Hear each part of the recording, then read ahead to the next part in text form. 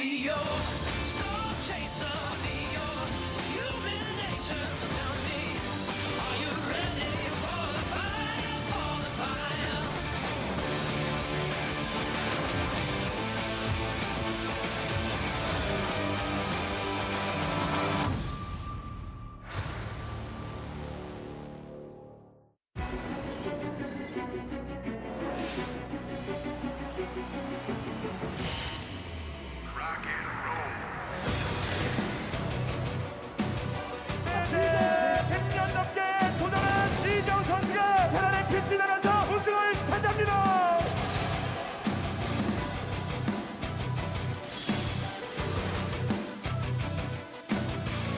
타이밍에 유영진 선수가 완벽한 수비 이후에 들어가는 러시 타이밍으로 승리했다는 8강 진출. 좀 뒤쪽에서 버텼어요. 자, 끝날 때까지 끝난 게 아니라는 걸 이재호가 보여주나요? 아이고요. 위기. 공략하겠다라는 건데. 생각보다 몰랐어요. 생각보다 빨랐더라 공격이.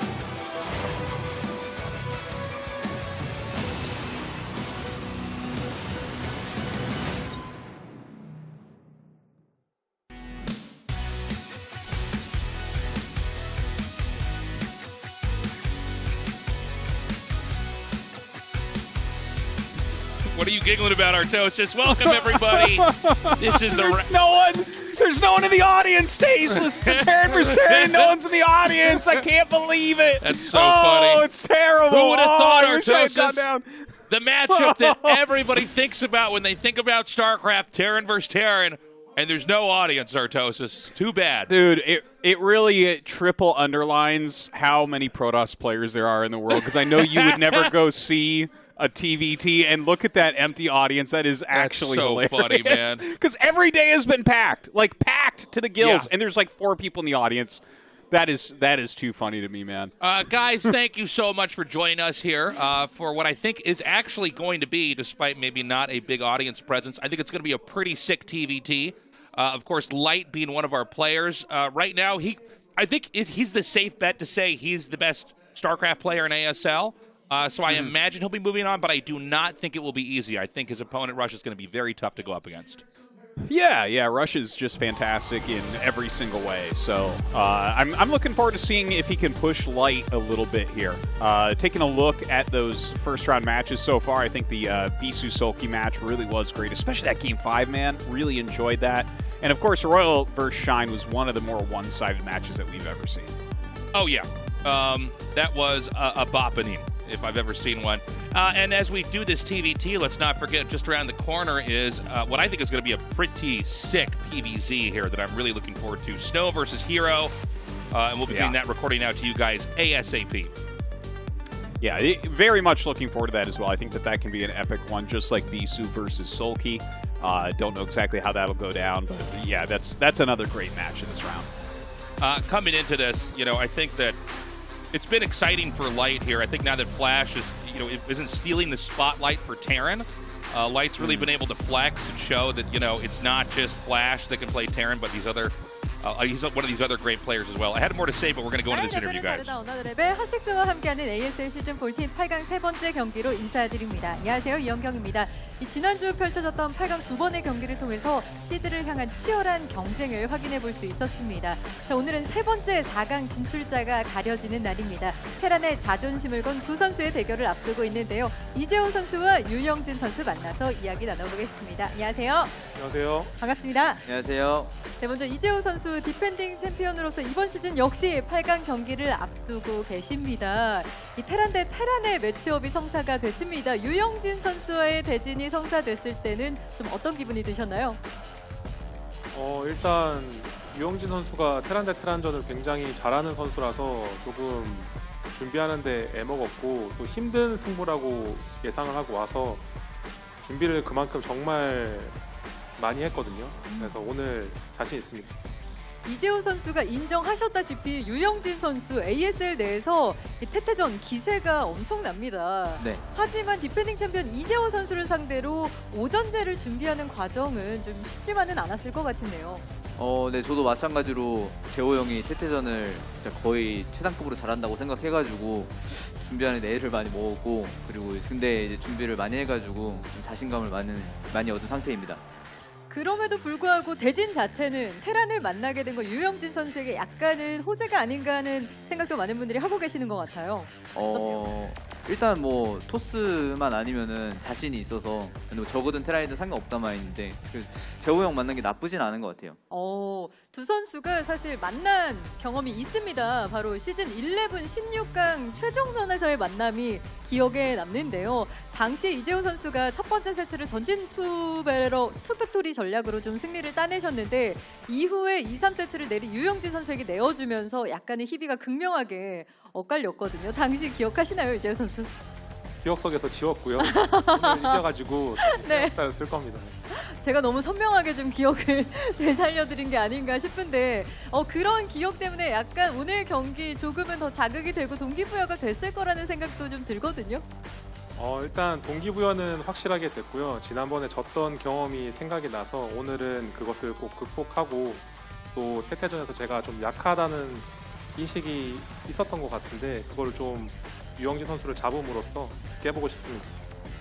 나쁘지 않은 상대를 만났다고 얘기한 유영진 선수인데요. 준비 과정에서 좀 자신감을 어느 정도 좀 끌어올리셨는지도 궁금해요.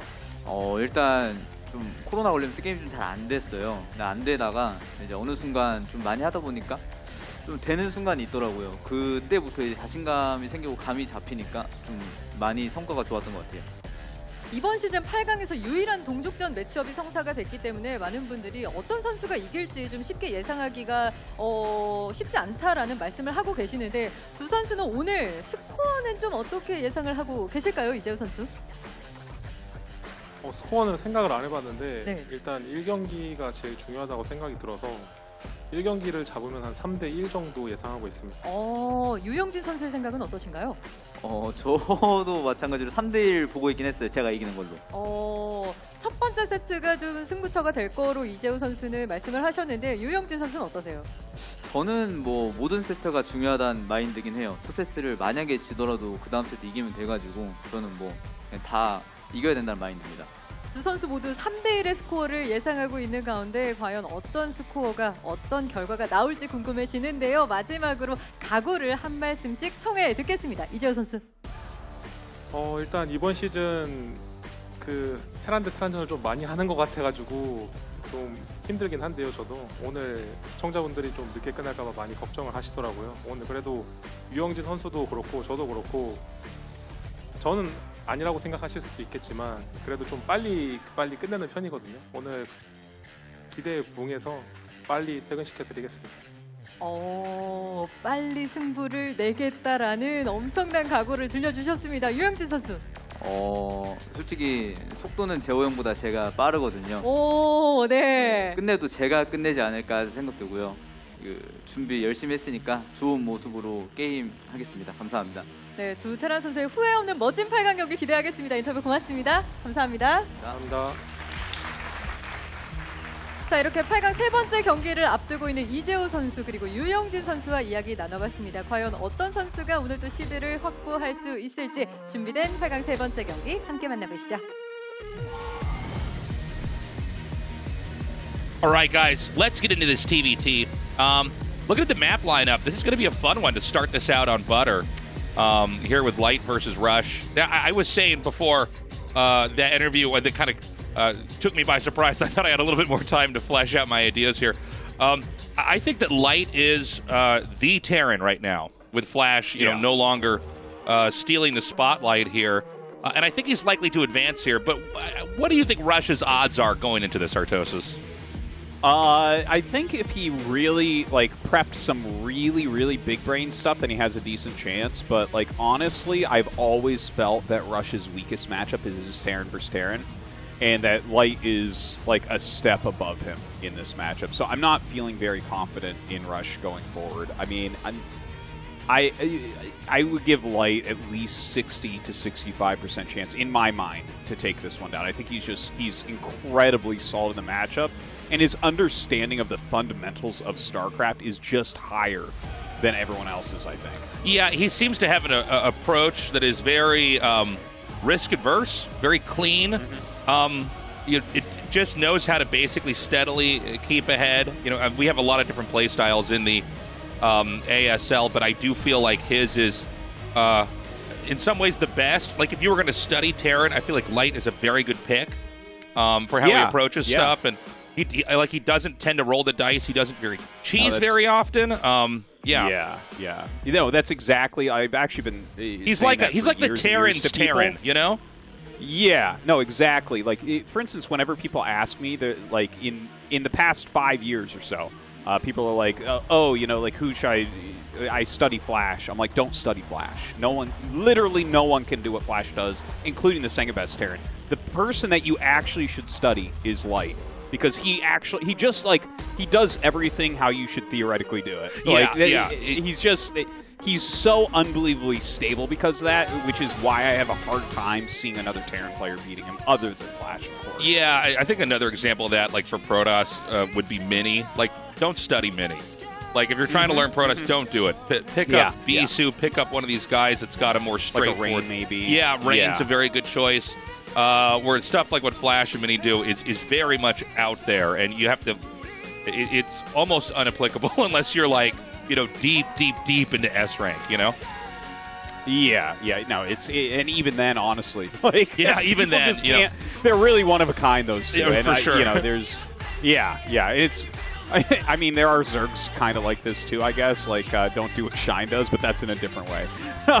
Well, actually, you know what? Do what Shine does. You'll shoot right up the ladder to a certain point. Yeah. But looking at this TVT, I mean, their win rates don't matter. We just saw 11-11 for Light at 50%, and Rush has 55%. Honestly, these stats don't really mean anything, in my opinion, for this matchup. Like, a lot of Light's losses there are actually to Flash. So, you know, what can he do? Yeah, that's a good point. Is when you've been playing against Flash that much, it will then it can kind of offset what your probably your proper score was if he wasn't in the picture. So yeah, I think a lot of this will come down to how Rush opens every game, because like Light will take the bad end of a build order and just flow right through it and get into the mid game and the late game and just outplay you. So. You know, how cleanly can Rush open? Can he get that early advantage? And it is something that can happen in TVT. Like, there are certain risks that you can take that can get you ahead, and I think that's what he should be looking for here. All right, guys, we're ready to start this best of 5 and see who comes out on top between two of the very best Terrans of all time. Light versus Rush starts now.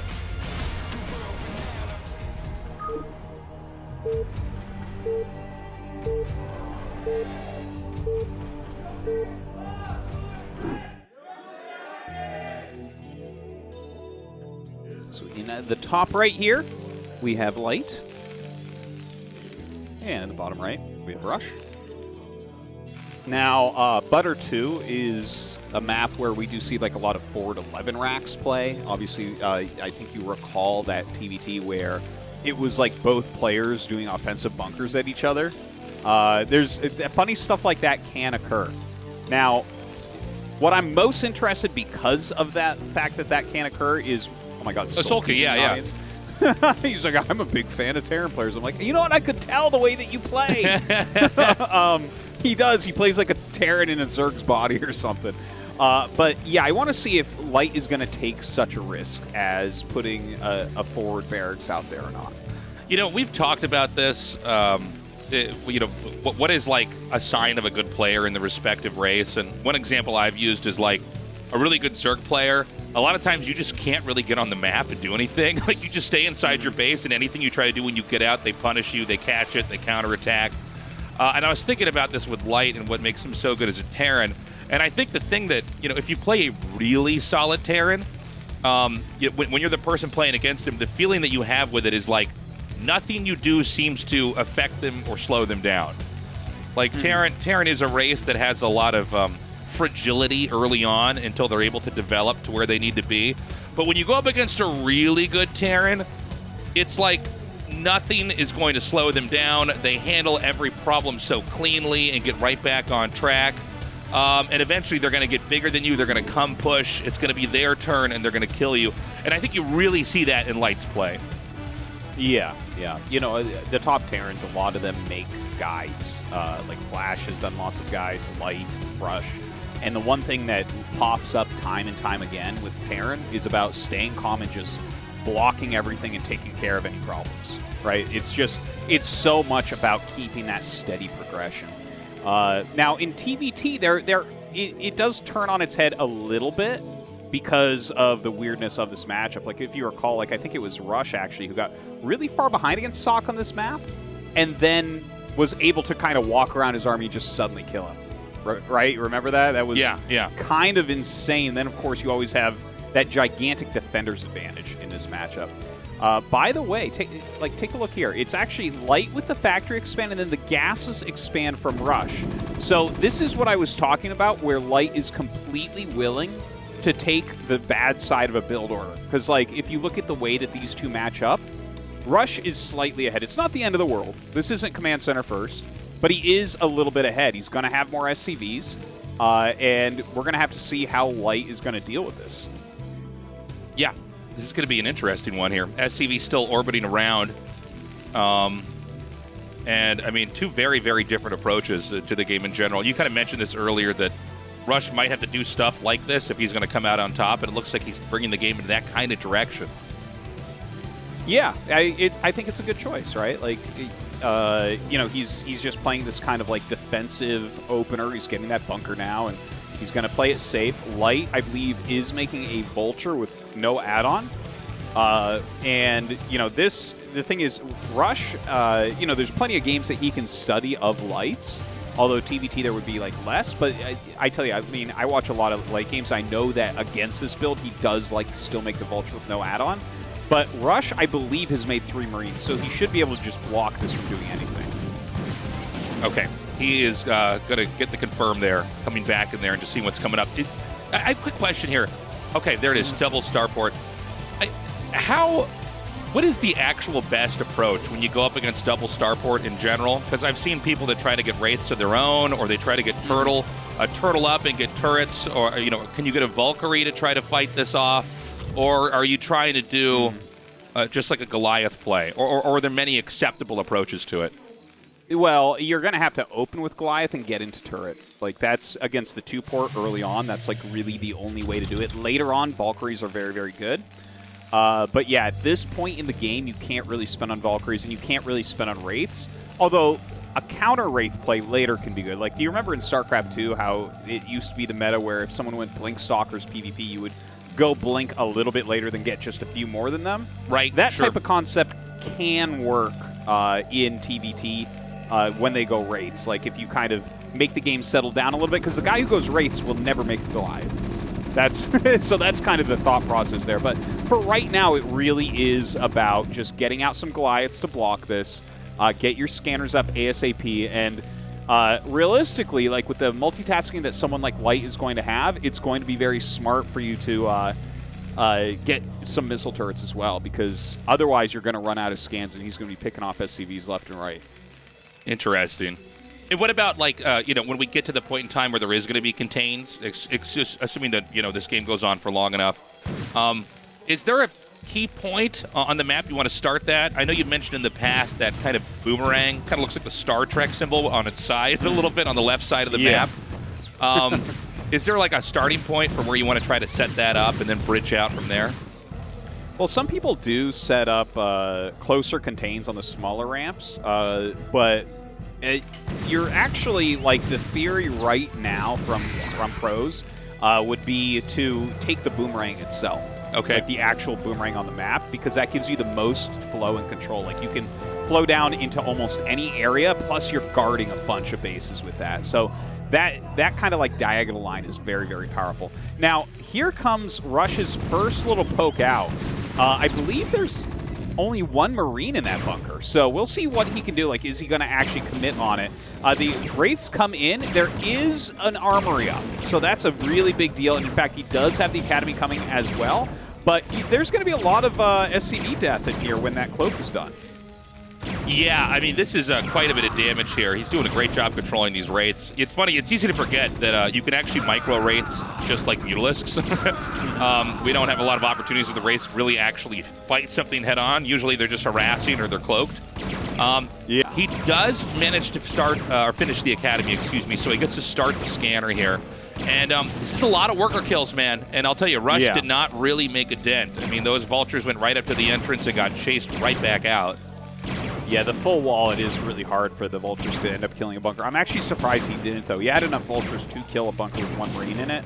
I guess maybe afraid that maybe a tank will pop out or something and then ruin him, but he hasn't really gotten to do anything. And after this Cloaked Wraith attack, Light has taken the SCV advantage away from the faster expansion. So that's a nice opener, but he's got one factory. He is not going to have map control for quite some time. Yeah, it is. Yeah, that's right. It is. If you're going to do something like this, then you're going to have to be giving something up a little bit later on. Now, Light is adding these other factories. He's getting a good amount of siege tanks here as well. And I believe what we're going to see here from Rush, he may go up and like try to put a contain on or something like that. I'm not sure what he thinks the best thing to do at this moment because, again, he has map control for sure. His economy was hurt a bit, but it's not the end of the world, and he knows that Light doesn't have a lot of units right now. That is true. By the way, I'm sorry, that was a CC that was being made up there. Is that correct? Yeah, Third, it is. Okay. Well, he might try to just creep out here and at least try to get somewhat of a foothold over that base on the high ground to the right here, get his third set up. And you could play kind of a tight position. Like, he doesn't have a big ground army like we mentioned, but he can at least kind of branch out over there and try to get that set up. Yeah, but on Rush's side, like, it looks like he's going to come up and do a containment, right? So he's had 3 factories for a while. Light is jumping up to 4 factories and focusing primarily on siege tanks. So he's going to be okay. Like, he's not going to get broken or anything right here. But there is the opportunity for Rush to cut off certain pieces of the map and make it really hard for Light to move around when he's ready to. Yeah, I think you're probably right about he probably can't get broken here. I don't know if he's going to attempt to do that here. Little scan over here is going to do some more damage onto these wraiths here. He doesn't end up losing that last one. And by the way, that CC is going to get landed over here.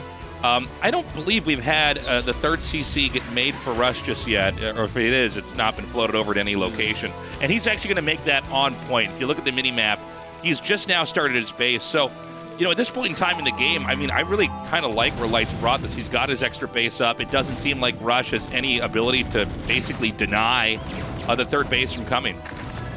Yeah, he really doesn't. Like, Light has set this up just right. You can see that kind of methodical play even after the Wraith opener, where he's got just enough units, he's taking the base as quickly as he can, and now his macro is going to really get into high gear. And what will he do from there? Is he going to spread out and take more bases? Is he going to battle for center map control? Honestly, these are real questions I'm asking. I want to see what Light does here, because this can be a tough spot when your opponent sets up the contain. Okay, he's going to end up backing up a little bit down there from that lower bridge.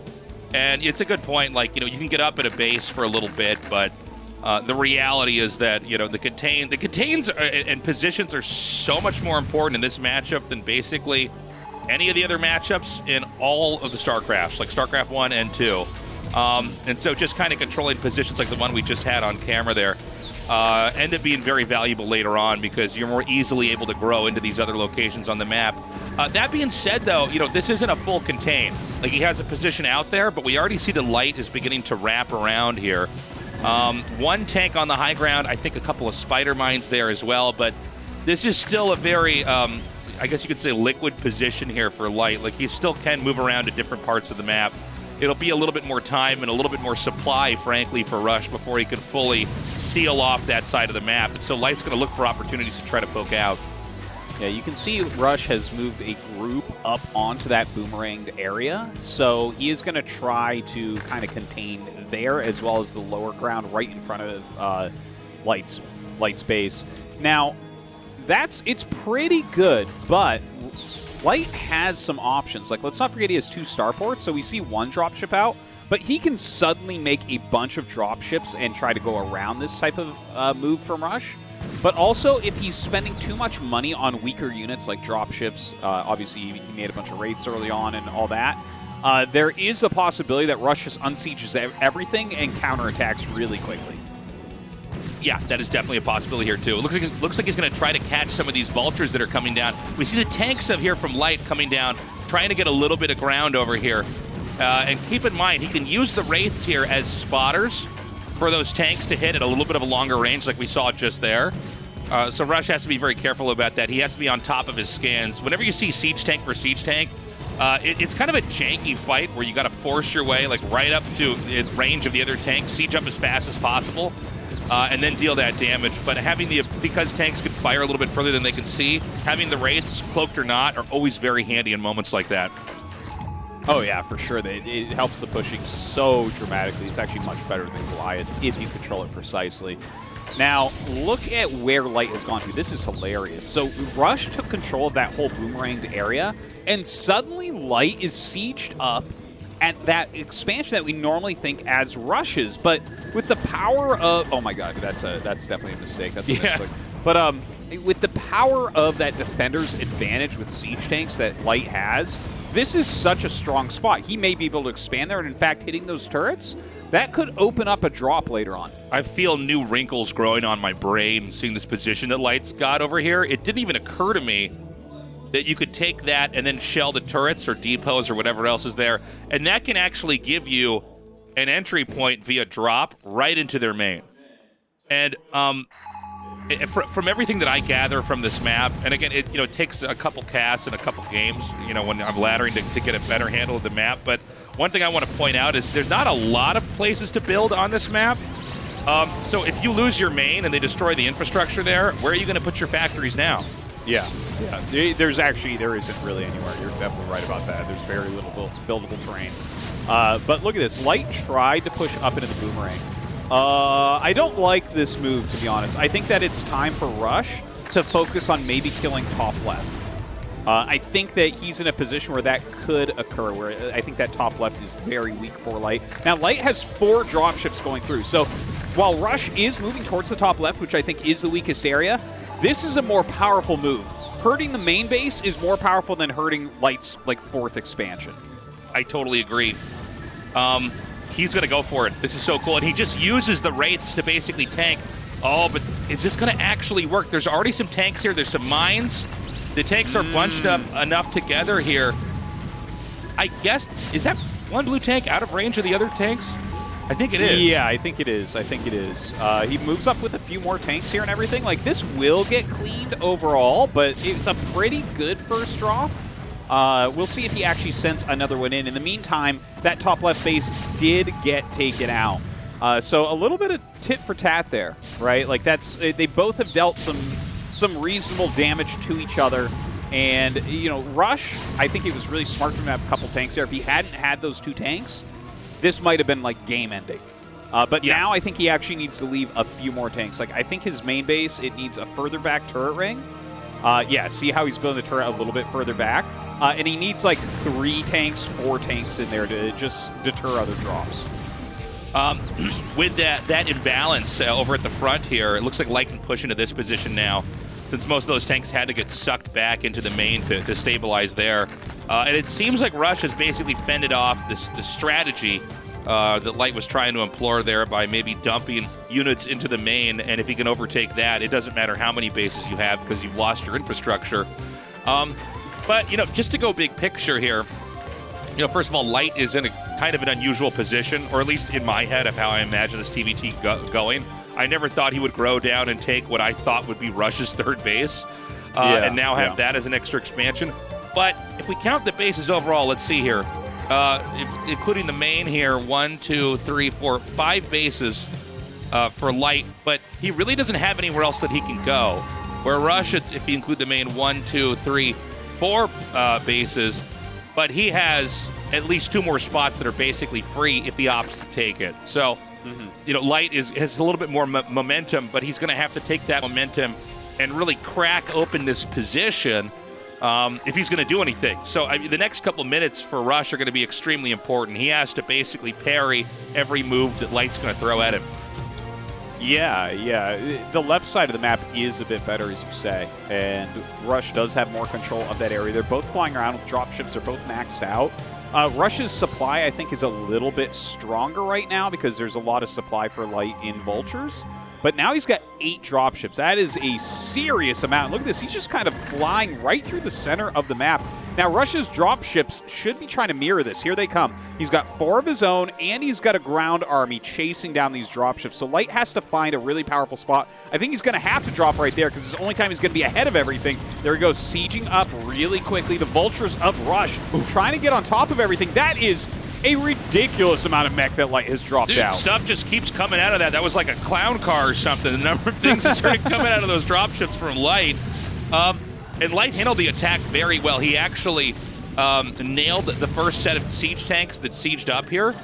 He's going to send the dropships back now. And, where exactly is he going to go once he gets another refill? Up in the north, we see this huge flood of vultures and tanks coming down here. And these tanks, for Rush, they were in position, but they weren't sieged up, which really made it a lot easier to get up here. Oh, okay. Some of these tanks are getting fished down into that. I was wondering what was going on there. Yeah. It looked like the tanks and vultures were playing a game of Twister there for a little bit. So, I mean, I got to say, we were talking about Light needs to crack this position open. Dude, he's done it.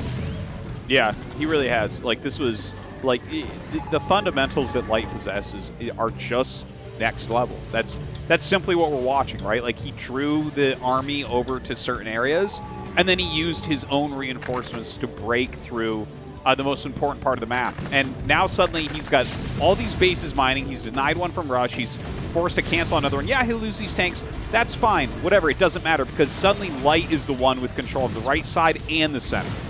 Yeah, and he's going to come and try to threaten this this fourth base.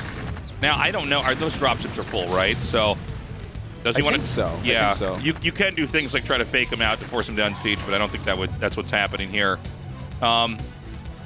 And look at how compressed Rush is now compared to, how much of the map he really had control over. I mean, the only position that I guess Rush has is the center of the map here. There's some tanks and mines there, but at this point in time, Light is very mobile on the map. Yeah, it's really clear the way that Light's playing is his next plan is to clear that now. And this is the game-ending move, if you ask me, Tastosis. Yeah. Rush now has no control anywhere. He's going for a gigantic counter drop. We'll see if that... Oh, God, he drops Oh, no, he dropped on the mines. Man. Yeah, that was an anti-push mine placement from Light. That's it, man. Like, Rush was just absolutely dismantled by Light. Like, I mean, did you see that? Like, every single move was amazing from Light. Like, he always is doing the right thing. And this is why I say that I think that Rush doesn't have too much of a chance. It's not like Rush played poorly here. It's just Light's understanding of where the power imbalances are on the map and what he can do is all-consuming. Okay, Light continuing to move around and shark through the map, looking for any position. I do feel like this game is nearly over here. It's like everything the Rush fought for was defeated by the patience of Light, and ultimately, making an opportunity here.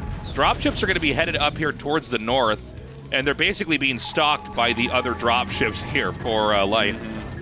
That's game. He's going to GG. Wow. Man, do you see Rush just sink in his chair after that, too? Like, really, we just saw a master of his craft right there. And the thing is, Rush is so ridiculously good. This guy's been to ASL Finals. He's one of the best Terrans in the world, one of the best players in the world. But I think that game triple underlines Light's understanding of how to play TVT. Yeah. I mean, just a phenomenal showing there by Light. And I would imagine a feeling of impossibility here for Rush. I think he worked really hard to try to get that set up.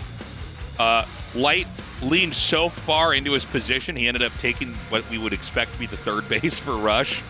And really just a very different approach from Light there as far as the growth game there. I was kind of imagining this to be a game that would come down to a fight over to the center left base in the middle of the map. We never even talked about that position. Yeah. I mean, there were so many different little positions there to try to discuss, and I mean, I'm still just kind of like in slight awe because I said that it would kind of look like this, but to watch it when these guys have prepped so heavily for this match and to see that it felt like Rush never really had a chance in the game. He was just never in the right position. Light was on top of absolutely everything from A to Z. And, of course, dropping out those mines.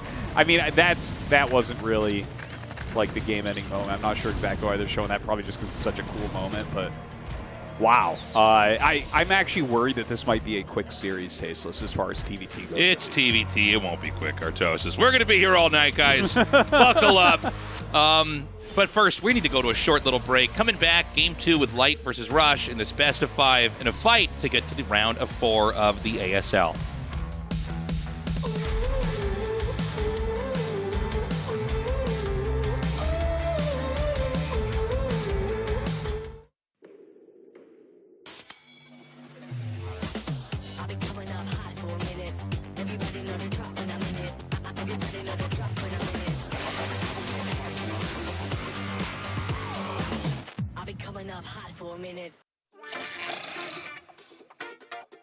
안녕하세요. 이번에 ASL 8강 진출한 이재호라고 합니다. 아니 바로 굴려요? 뭐 설명 그런 거 없이.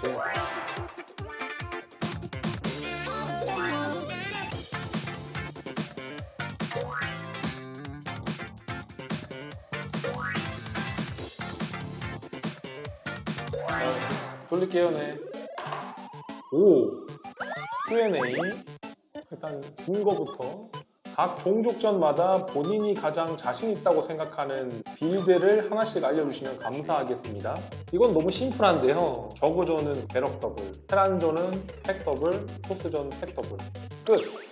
심플한데. 4. 퀴즈 곱하기 성공 시 3칸 전지. 2,000 다 들어가면 안 돼서 큰일 났네. 9번 하는 거예요. 뭐뭐 보고 놀란 가슴, 뭐뭐 보고 놀란다. 이게 뭐더라? 자라? 자라 보고 놀란 가슴, 거위? 네. 뭐죠 이거? 어이씨. 6 나와라. 아! 또 이거예요? 태국의 수도는 어딜까요? 방콕? 맞아요? 와, 찍었는데. 4. 재호 선수 차 뽑았던데 이번 우승하게 된다면 우승 상금 어디에 사용하실지 궁금합니다. 제가 지난 시즌에 우승 상금을 몰빵해가지고 잘 샀었거든요. 지금 이제는 또 딱히 쓸 데가 없어서 저축할 거예요. 저축해가지고 집 살 겁니다. 1.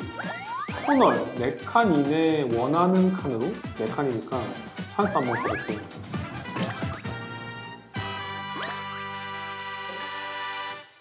똑같은데요? 2. 다시 커널로 가볼게요. 여기로 찬스 하나 더. 오, 이번에 12도 있네요. 허잇! 11. 개인기 성공 시 한 칸 전진? 아니, 게임하는 사람한테 개인기라뇨. 탕수육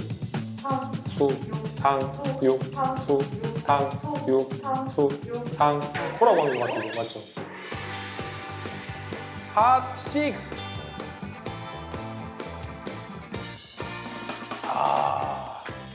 1, 2, 3, 4. 5만 나오면 끝이에요.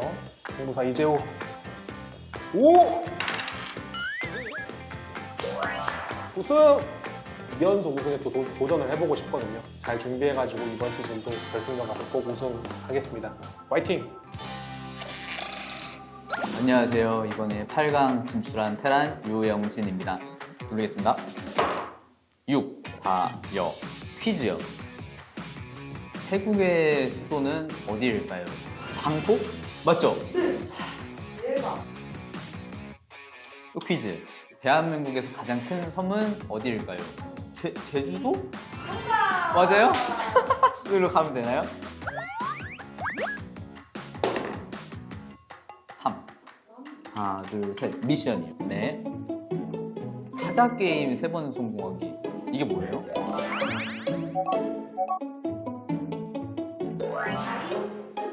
사랑. 아이사랑이라는 업체가 있어요. 네, 정부에 뭐가 있어요. 그 유치원 같은 거 뭐 하는 거 뭐 있어요. 예. 시계. 리톨. 오늘 게임이 잘 되니까 머리가 잘 돌아가네. 1. 퀴즈 2개. 대한민국의 광역시는 총 몇 개일까요? 7개. 6. 오, 잘 뜨는데? 1, 2, 3, 4, 5. 미션이요. 테니스공 5번 튕기기. 연습 없죠? 시작! 하나, 둘, 셋, 넷. 너무 쉬운데요? 너무 쉬운데요, 이거는? 이거는.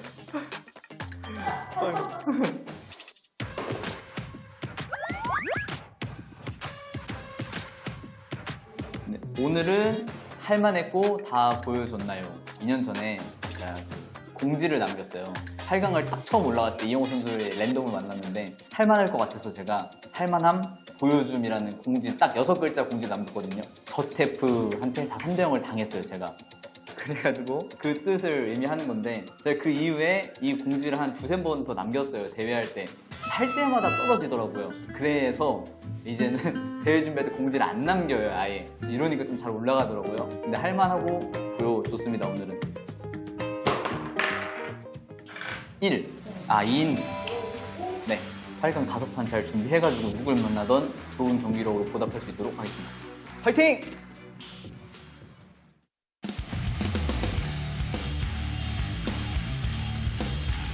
ASL returns with our TVT in this round of 8-man. And I got to say, Rush doesn't look bad, but it's hard for me to imagine Rush winning this series after seeing how well Light handled that game. He made it look so easy. Yeah. And now there is early game build order luck in this matchup, right? So it's like, okay, well, Rush got the first little bit of luck because he went for a gasless expansion while Light was going factory expansion. But the second little bit of luck did go to Light. He went 2-Port Wraith, which is a known way to play against this. And Rush had gone 3-Factory Vulture instead of like a Goliath tank build. Right? That's more popular, which is why the 2-Port Wraith is considered to be a pretty good counter. But those are some of the things that happen too, right? That really dictate the flow of the game and how the game is going to look. So we don't know, if you get 2 wrong in a row suddenly as Light, like if he had Goliath and those gut there, that could be a problem. We're ready to go into game 2. Right now in this best of 5, Light up with a 1-0 lead versus Rush.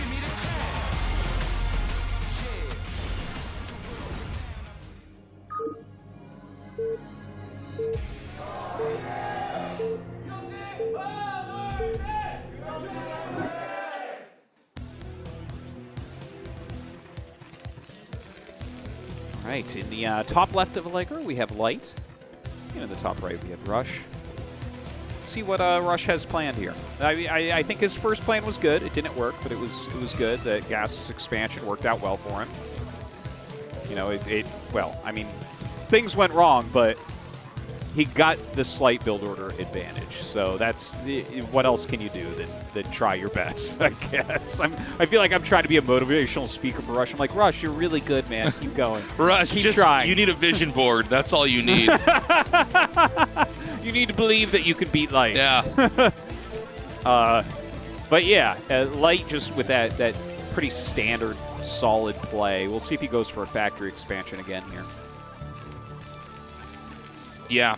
I was wondering, is it if you were in Rush's position here, would you consider just like CC first or the total opposite, like a double Rax Marine Rush, or do you think he just has to make a few micro adjustments in his openings and play more straightforward? Ooh, we got support for the Patreon there on the side. Yeah. Thank you much. Thank you so much. You're fantastic. Love you guy in the audience. Love you, dude. Yeah. And guys, you too can support us over on the Patreon. Yeah, while we're here. patreon.com/ASL English. But yeah, as to your question, I would say I would literally never against Light in a million years go 2 barracks in the center of the map. Like, it won't work. He doesn't go command center first. It's too volatile. He does not do it ever. Like, I can't ever remember seeing a game where he went for that build. Just for my own selfish curiosity, is that can you really just not two Marine racks or two barracks Marine rush in TVT? Is that not really a thing? You can do it. Like you can try and occasionally win, but it's like every Terran knows how to stop it. It's like you bring a big swarm of SCVs and you either delay and get a bunker or you delay and get a vulture. And like I mean, you can win sometimes, but if someone does a factory expand and their barracks is in their main base, you're in rough shape. Like that player will be heavily favored to take it. And it seems like most of TVT is one factory into something, right? It's not that often with super quick expands. Is that fair to say? Well, factory expansion is the safest. It can deal with absolutely everything. The hardest thing to go up against with the factory expansion is command center first. That can be brutal. It's just like you're just behind in every single way.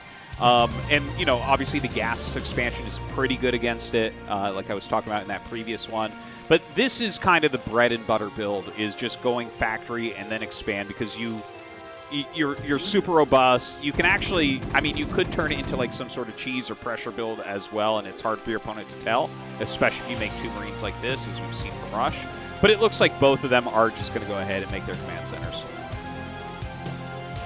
Okay, so it's going to be a little bit of a slower start here. Light's command center did begin a little bit more quickly here than Rush, but nobody has a clear advantage right now.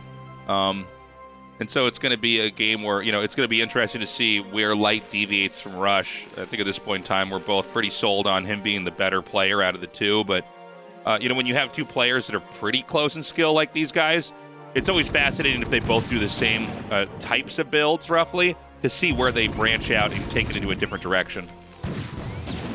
Yeah, like how many vultures before add-on? This is like a big question in Terran versus Terran. And right now they're both going for 2, but we got to wait and see. Like, does someone go add-on? Does someone go for 3rd vulture? Because there's always that opportunity. If you have one more vulture than your opponent, you can actually really screw with them if you go immediately. Now, Rush is actually pushing out, oh god, look at this. 3rd vulture, both sides, and the factories. Now let's see if they go armory or they're going to go add-on after this. Yeah, he's going to come up here now.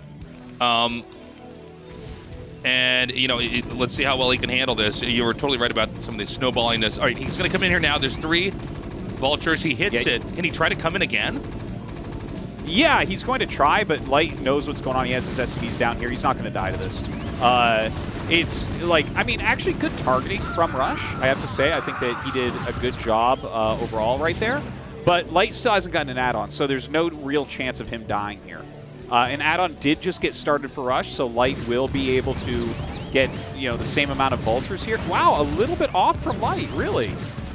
Like, not quite as on top of this, and suddenly Rush is getting a good advantage off of it. Yeah, I wasn't expecting this attack to go as well as it did, but look at that, barracks landed to block that that add-on there. I love that. Cool plays by Rush. He got a couple SCV kills, so he should be just slightly ahead.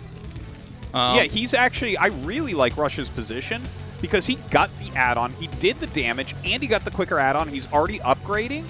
And you can see that he has also balanced his economy better. Light is on 300 gas right now. You can see he's taken SCVs off because it's like, oh god, things are starting to go wrong.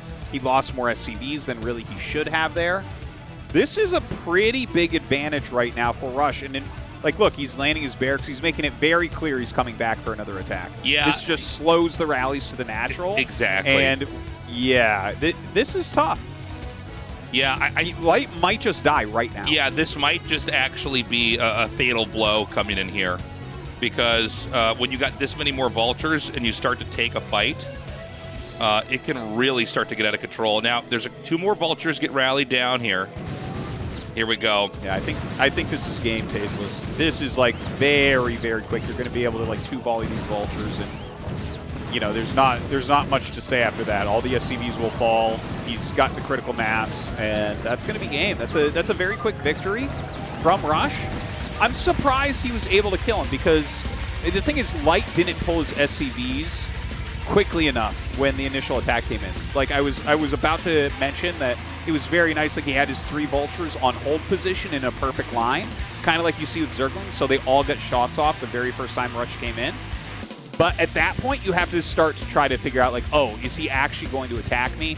And if you bring up, like, even 2 SCVs to help right away, it changes everything. Either you can repair out of kill range, or the SCVs actually can deal damage to the Vultures. And if the Vultures are taking shots at SCVs, it's like the Zealot that's tanking for Dragoons in PvP, right? So definitely not played perfectly here from Light. See, there's that first volley I was talking about, and that's really powerful. And then he's trying to come up here. Okay, Light pulls back. Not the best pullback there. Also, this Marine... The SCVs came down. Yeah. The Marine on the right is doing its own thing. It's hitting the barracks, which I didn't actually notice. I'm glad we got a recap of this. But, you know, the Marine, even though it dies, it gets blown up like almost immediately by Vultures. Just sucking one volley over there is pretty big. Yeah, and it actually has high damage. Like, it's dealing a ton of damage in there as well. So, you know, definitely a little bit of a mistake for Light's hold, unfortunately. And, I mean, from there, as soon as your opponent gets ahead in the Vulture War, then you're in real trouble. As you can see, it just ends so quickly. You know, we have so many mirror matchups like this in PvP. It's ZVZ and TVT. You know, we have these situations where it's like, yes, he has more mutas, so he wins, like, instantly. Yeah. No, yes, he has more Vultures. And there was no, like, blocking building or something. A lot of times you put a depot out front so that the Vultures can't do that. But Light wasn't as prepared for that. So that was just a very well-executed attack from Rush. All right, guys, we're going to go to another break. Coming back, it's going to be Map 3 on Odyssey as Light versus Rush continues on.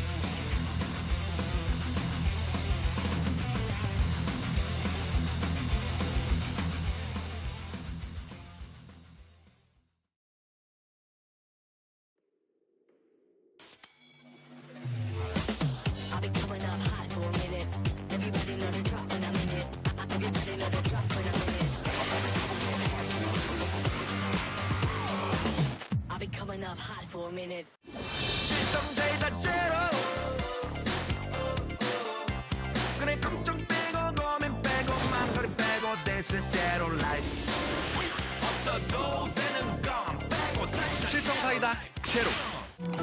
아침은 라떼, 헐리 점심은 라떼, 헐리 저녁은 라떼, 헐리 궁금하게 달콤하게 라떼 헐리. 달달한 충전이 필요할 땐 칸타타 라떼 헐리. 상큼함 맥스, 칼로리 X, 맛있는 탐스 제로. 요즘 제일 탐나는 제로, 탐스 제로. 같이 떠나볼래?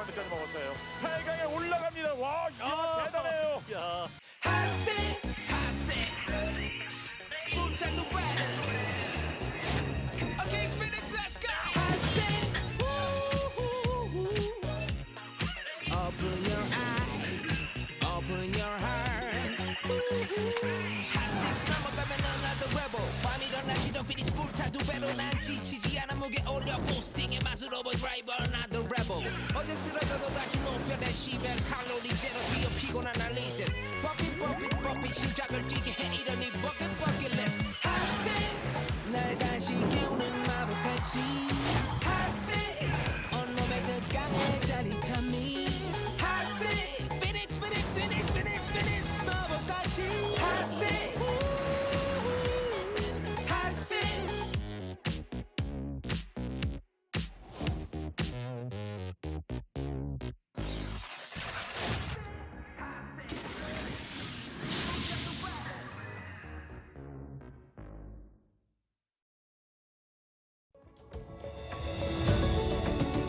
Welcome back, everybody. Thank you for waiting. We return here with Light versus Rush. No, we don't. We're actually going to be plugging the Patreon now because they're promoting something else on the Korean side of the stream. So, guys, if you love Tastosis and me, you love the ASL, and you want to support in some way what we're doing, there is a way to directly do that. Go to patreon.com/ASL English. I know some of you watching have probably been saying to yourselves, you've been meaning to do it, but you just haven't gotten around to it. You haven't signed up for the site. Here's a little push for you in that direction. Yeah, thank you very much, guys, and especially the guy in the audience there today. Yeah. You know, this has been a great season, and like, yeah, I mean, when this season's over, I'll definitely be looking forward to the next one. Right now, though, I'm kind of living in the moment, Tasteless, and I do feel like overall this season is better than last. I don't know if you'd agree with that, but we've had like a ridiculous amount of amazing games. Oh, for sure. I mean, it's been a very fun ASL. Again, I think it's a very tough one to call who exactly is going to come out on top with this. But certainly, you know, it's going to be there's so many different crazy finals that we could have moving forward. But yeah, guys, we just want to say again, thanks for the support. We really appreciate you, and hopefully we'll be hopping back into this TVT soon. Yeah. You know, that last game, very precise, good execution from Rush to be able to take that down very quickly. So good job on him. But that, you know, that's not going to happen that often to Light. That happens to everyone in TVT sometimes, like just something goes wrong and you lose one extra unit and you're like, uh-oh. You know, it's like, oh, there's not a whole lot you do to recover from there. But I don't expect to see any more games that look quite like that. I think that Light is going to continue his stable openers and is unlikely to fall here. Yeah, Light, you know, it does go to show you that even in TVT, which we think of as a pretty rigid matchup, that, you know, even if you're ahead, it can take a little while before you're able to close it out with a win. Even in TVT, man, you could just get killed by one bad engage, like with those vultures, you know? Yeah. And this is what I think makes StarCraft so good, is that you can just close it out. Like, you know, with Age of Empires 4 out, I'm not knocking on the game, but one thing when I played that was it's frustrating that you can't get the closer. You know what I'm saying? Sure. All right, guys, we're going to hop now back into the games here. This is Game 3. Let's find out who takes the lead here between Light and Rush.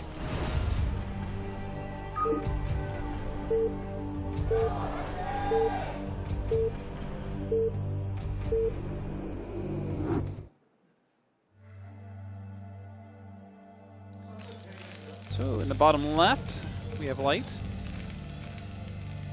Top right, got Rush. You know, Odyssey, definitely a dropship map, I would say. You know, we have a lot of bridges. We have some high ground switches. And those are like so easy to do containments on, right? So it's, and then of course you have those back expansions, which dropships would probably dominate unless someone has complete map control at that point. So I feel like we are going to probably see a more teched out, longer game here rather than just someone dying to vultures right away. I think so. A lot of things about this map, you know, to me, I look at it and I go, this could make for some really exciting TVTs, to be totally honest. So this is going to be fun to see how they open up. I want to see what role that expansion in the back is going to play, that sort of free base that you can take, but you can't always defend back there, and if they're going to be rushing to that, or maybe just waiting and sitting on that and using it later. Yeah, I think we'll see it taken reasonably quickly. Well, by whoever doesn't get map control, that should be their third probably. And if someone does get more heavy map control, probably that should be a later base for them. That seems to be the way. But there should still be some jockeying for that map control. You know, the high ground that's like above, on each side, above the natural kind of, and above that back expansion, that could be a very powerful area, right? Because if you do take your back expand and someone has control of there, then what are the odds of you holding it? They're going to just blow up the temples. Siege tanks are not going to have a hard time blowing up those temples and getting down and ruining your base. Yeah, just looking at the shape of the map in general, is there like a way that, like, let's take from Light's position here in the bottom left, is there like a direction you'd want to grow? Is it just he's likely to keep growing up towards the left side of the map? Yeah, like those are the easier bases to take, and especially that like kind of top leftish base that's more on the left side. That's like a high ground with one ramp, so that's like an invincible base once you get up to that. So I would imagine that's the case, but I can see like some arguments for growing towards the right because it does, block. Like I'm talking about, from Light's point of view, for instance. Right. If you grow towards the right, that back base is going to be more defended. You're going to be able to kind of, there's a lot of bases down in that area. Honestly, it could get split in either direction. And like we saw on Butter, for instance, what a funny split that was, right? Where Light went straight down because Rush took the left side. So the first person who starts to take control of the map is likely to actually dictate which way each player will go. Interesting. Yeah, again, with so many hills, so many high ground spots to take, it does seem like we could end up with some very interesting positions to set up here for contains and stuff like that. This time around, it looks like we're just going to have Factory expand on both sides. Not even mining gas right now over here for Rush. Same thing for Light. So, I mentioned this earlier, and I thought in the last game, because we also had similar openings in the last game, and I mentioned, even though it didn't turn out to happen because, there was just kind of a vulture snowballing effect, I want to watch and see, as these builds continue to develop, where they choose different paths to take it. Yeah. And a lot of that does come down to things like add-on timings, and whether or not it's going to be 3 Factory Vultures is a big one, right? You can go, there are builds that are not 3 Factory Vulture that you can stabilize against a 3 Factory Vulture, although it's generally considered that 3 Factory Vulture is just the best follow-up to the Factory expansion because it gives you the map control. Like, if you go 3 Factory Vulture and your opponent does not, you have map control 100% of the time, which, it's something we talk about in TVT a lot, how that's very, very powerful. So, I'm sure this time around, Light is going to be even more careful to have the proper setup, the proper defense, in case Rush decides to poke out, in case he decides to get aggressive here. It looks like the 3rd Factory now getting thrown down here for Rush. We'll see if that gets mirrored over here for Light on his side of the map, and it, in fact, is. I think it is. It does look that way. His 3rd Factory looks like it's going to be a little bit slower here. He actually made an additional depot, which is... I think the depot is actually a little bit of a mistake as far as ordering goes, which is not something that I would commonly say for Light.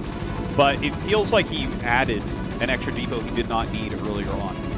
Because you saw Rush got his commands or his 3rd Factory up quicker and used the command center supply and then made the depot. Whereas it was the other way around here for Light. So Light will probably be a vulture down, but it's not necessarily the end of the world. Like, that if you sit in a defensive arc, you're fine. If you're over a bridge, you're fine.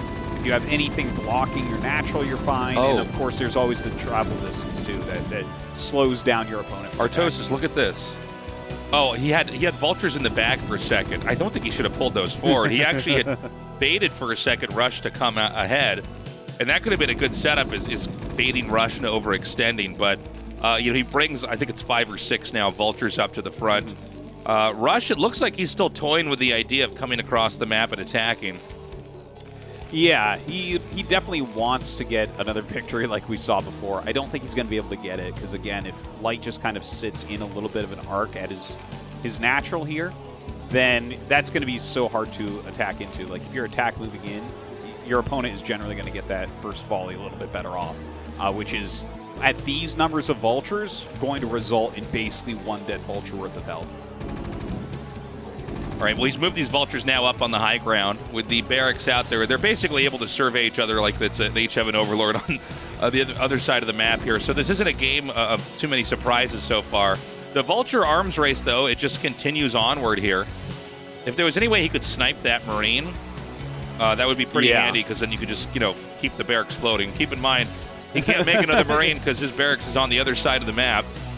At lower levels, Tasteless, like A rank, B rank, A rank, and low S rank, a lot of players in these situations will send an early vulture and sacrifice it to get the Marine. Oh, really? Yeah, because 3 fact versus 3 fact is so common, and if they don't have their Marine, then you get to just get full intel with your barracks the entire time. Is that something you do personally, or is that something you avoid? Yeah, if I'm going 3 Factory Vulture, I do it. It feels very powerful because you just get so much scouting intel. But now the mines are being laid out. You can see Light is actually getting better mines. Rush's mines are very, very defensive. He's actually gone into Siege Tank a little bit more quickly. and is adding some of that other tech here as well. So Light is going to have a bit more map control right now, which he should be feeling pretty happy about. All right, well, he's got his mines laid out here. Rush is still staying back in a fairly conservative position. How do counterattacks work here with this? I mean, it would seem to me like Light could just hide his vultures somewhere, wait for the other player to move out, and then just run into the main and the natural and kill all the SCVs.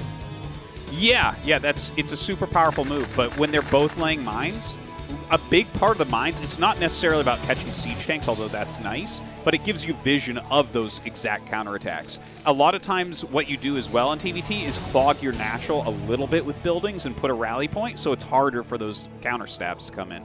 So those are the kinds of ideas you're looking for, but you're definitely right. Like any sort of counterattack, sometimes you'll take 3 vultures off because they'll one-shot an SCV and you leave them on the side, and then you'll just try to run them in between rallies. And if you can, you'll get like so many SCVs. Right, this base is going to be taken over here on the right. We kind of mentioned this earlier on, but it does seem like there's going to be this organic development where, basically Rush is expanding straight down on his side and Light will be expanding straight up. So these kind of backyard expansions, for lack of a better word, are not playing a role at all so far in this. No, certainly not yet. Since the map control is pretty close to each other, there's no need to try to take that base right now. Now, look at this. He's coming out of the center, but there's mines here for Light. Oh, God. Those siege tanks, they could get in big trouble if they walk into some of these mines. Light pulling back to his own mines here. A scan goes down because Rush knows there's mines in this area now, and he does have more siege tanks. But the higher vulture count goes to Light. He's actually eliminating the vultures very, very quickly, and he has enough left over that actually he will start to take the advantage here. Ooh. And a mine hits! Oh my God! Light gets a bit of a win right there. Yeah, big victory there. Managed to push him back. He will flee over here to the, I guess, a 3 o'clock position for now and try to stay back. But Light getting a little bit of an edge there. Coming out on top and certainly getting the tank count lower. Less tanks means less opportunities to control and cement positions on the map. But Light's going to come down, and this is a pretty tricky angle if he's going to try to take the fight. I would think it would be unwise for him to push in. And he also is thinking the same thing. He decides to back out and just come over to this other side of the map. Yeah, we see scans going out on both sides. They're seeing that they're still pretty much mirroring each other. Light is making a Wraith right now. We'll see if he's going to go for more than that or go into dropship. That could be something that can change the tides a little bit. A lot of pro Terrans do like to make like 3 Wraiths at this point. Because if your opponent doesn't have a Goliath yet, which they oftentimes don't, you can oftentimes push the tanks out of a key area and maybe gain a little bit of the map. But no, he does go just a single Wraith and then into that add-on. So he's going to be definitely going for a dropship. We've got the Wraith now attacking that barracks here. So I think it's finally going to be taken out of the picture here. And things slowed down a little bit on both sides. I don't think there was any real opportunities for Light to try to further, take a fight. Rush still staying back here. And to be honest with you, it looks like the map's going to be diced up pretty evenly. I mean, there's a little bit more spider mines here in the lower center for Light that kind of bleed over into Rush's side of things. We'll see if that plays a role later on if there's a big push or something. Yeah, I don't think it will. Like, we're starting to get up to the numbers of units where the mines are not going to be quite as impactful, but they're still giving Light a lot of vision of what's going on, which is nice. He does pick off that barracks, but Rush actually has plenty of factories already. We see the scan that actually finds the starport, making a second raid. So that was actually a money scan right there. He does have 1 Goliath with his army, but that's something that Light is going to want to keep in mind, is that, oh, okay, Rush is going for a few Wraiths at this point. All right, now the 4th bases for both sides going to be picked up here. Excuse me, Tastosis, I'm a little congested today here. Scans coming down. I honestly do. I think this might be our longest game of the evening. I don't feel like it's clear that anybody's going to be able to do much for a little bit. Yeah, it definitely looks that way. Like, they are mirroring each other basically perfectly. I like Rush's army movement. Like, Light is kind of spreading around trying to defend everything, but Rush has joined all of his units together. So he is going to break through this very light containment that we see there. Light getting his units all together on that left-hand side. The one big thing he has going for him is this drop. Let's see how much damage he can actually get here. Oh my god, is he going to drop a tank behind those? Oh my god. That is so annoying. That position was made for this, Tastosis. Please pick it back up and put it there. I know, I really wanted to see it behind all the depots so SCVs couldn't get to it, but there's rates there, so he is going to be able to clean this up. It's an okay drop, but nothing to write home about. Yeah, I mean, it's a little something, I guess. He is going to come down now and start to clear out these mines, which is going to give, a lot more ambiguity. How do I say this? It's going to be a lot more ambiguous what's happening on the map with these mines cleared out here, but Light wants to try to take this fight. He does seem to have a lot more units if they can all get up this hill. Yeah, they're pretty close as far as the actual army supplies go right now. They do have those 4th bases going up, a few rates coming down, and going to be able to kill off some of these buildings. Light has been sending his science facility way too far out every game. That's kind of funny to see. But I guess right now, looking at it, it does feel like Rush has a slightly stronger position. Like this, like I was talking about at the beginning, these high grounds are pretty strong because they can, if you actually own your opponent's high ground, then you are going to kind of prevent them from taking that back expansion. Yeah, that's a good point. I think, is he going to go for it here? Unsiege and maybe shove in. Now, this is going to be pivotal here because, Rush is basically committing a lot of tanks. We see a lot of vultures wrapping around here. The vulture count's still very high right now for Light, but so many tanks coming in. And again, if Light loses this position, it's going to be really bad because he's going to be able to kind of get over and to the left side here and point his tanks going down the ramp and maybe even control anything circulating out. But here comes some rates, and right now I don't see anything to defend this. Even one Valkyrie here in case counter rates come into play. Yeah, there are 2 rates for Rush, which obviously is not enough to take this out. I think Rush has made a lot of very good moves, and now he's going with this double dropship play. So that's going to be the next thing we're going to kind of look at and see if it makes a big difference. Yeah, gas and minerals getting pretty high over here for Rush. It's been like that for a little bit. Another drop comes in right now. Vulture's just hitting these SCVs as best they can. And again, I think another great play here by Rush to really mess up the mining. But really importantly, Rush needs to protect these tanks. I mean, these tanks, they're holding this position. It does take wraiths a comedically funny amount of time to actually kill off this number of tanks. But there you go. He does drive him back. Tank count did get lowered just slightly there, though. Both sides, by the way, do have +2 attack upgrades, so that really changes the math of how these situations look. This is a great attack from Rush. If he can break this area and control this high ground all the way, that is going to be amazing for him. Of course, it is hard since there is +2 attack here for Light as well, but Light's a little bit slow getting everything up there. There's only a single Goliath. That might be worth trying to push out. Now, Light going for a counterattack into the exact mirrored area of where Rush is attacking him right now. And Rush did take that low ground base, so that's very powerful for Light if he now can take control of the same area on the other side of the map. He's going to come up here now. Bit of a yin and yang positionally to this game. He is going to be able to, at least Rush will keep him at bay here, so he can't get further down on that ramp. Again, maps like this, there's definitely more buildable terrain, but there's kind of only one obvious spot to have your factories. So if you can even get a contain where they can't get out, and you just limit the number of tanks that can move on the map, that can be pretty handy. Now, he is shelling the temple down here. Keep in mind, there's nothing actually below this. There's no command center. Light has basically ignored this position. Whereas over here, Rush is taking this base, although it looks like it's going to be pushed momentarily. Oh, man, he's going to easily push through that, but you're right, it's not as important for Light since he has not expanded there. He controls the area above Rush's, but he's not actually killing the temples, which is kind of funny. I really thought he would. There's been a pretty significant investment into those rates. I don't think they're going to be able to do too much now since there's a vessel and, a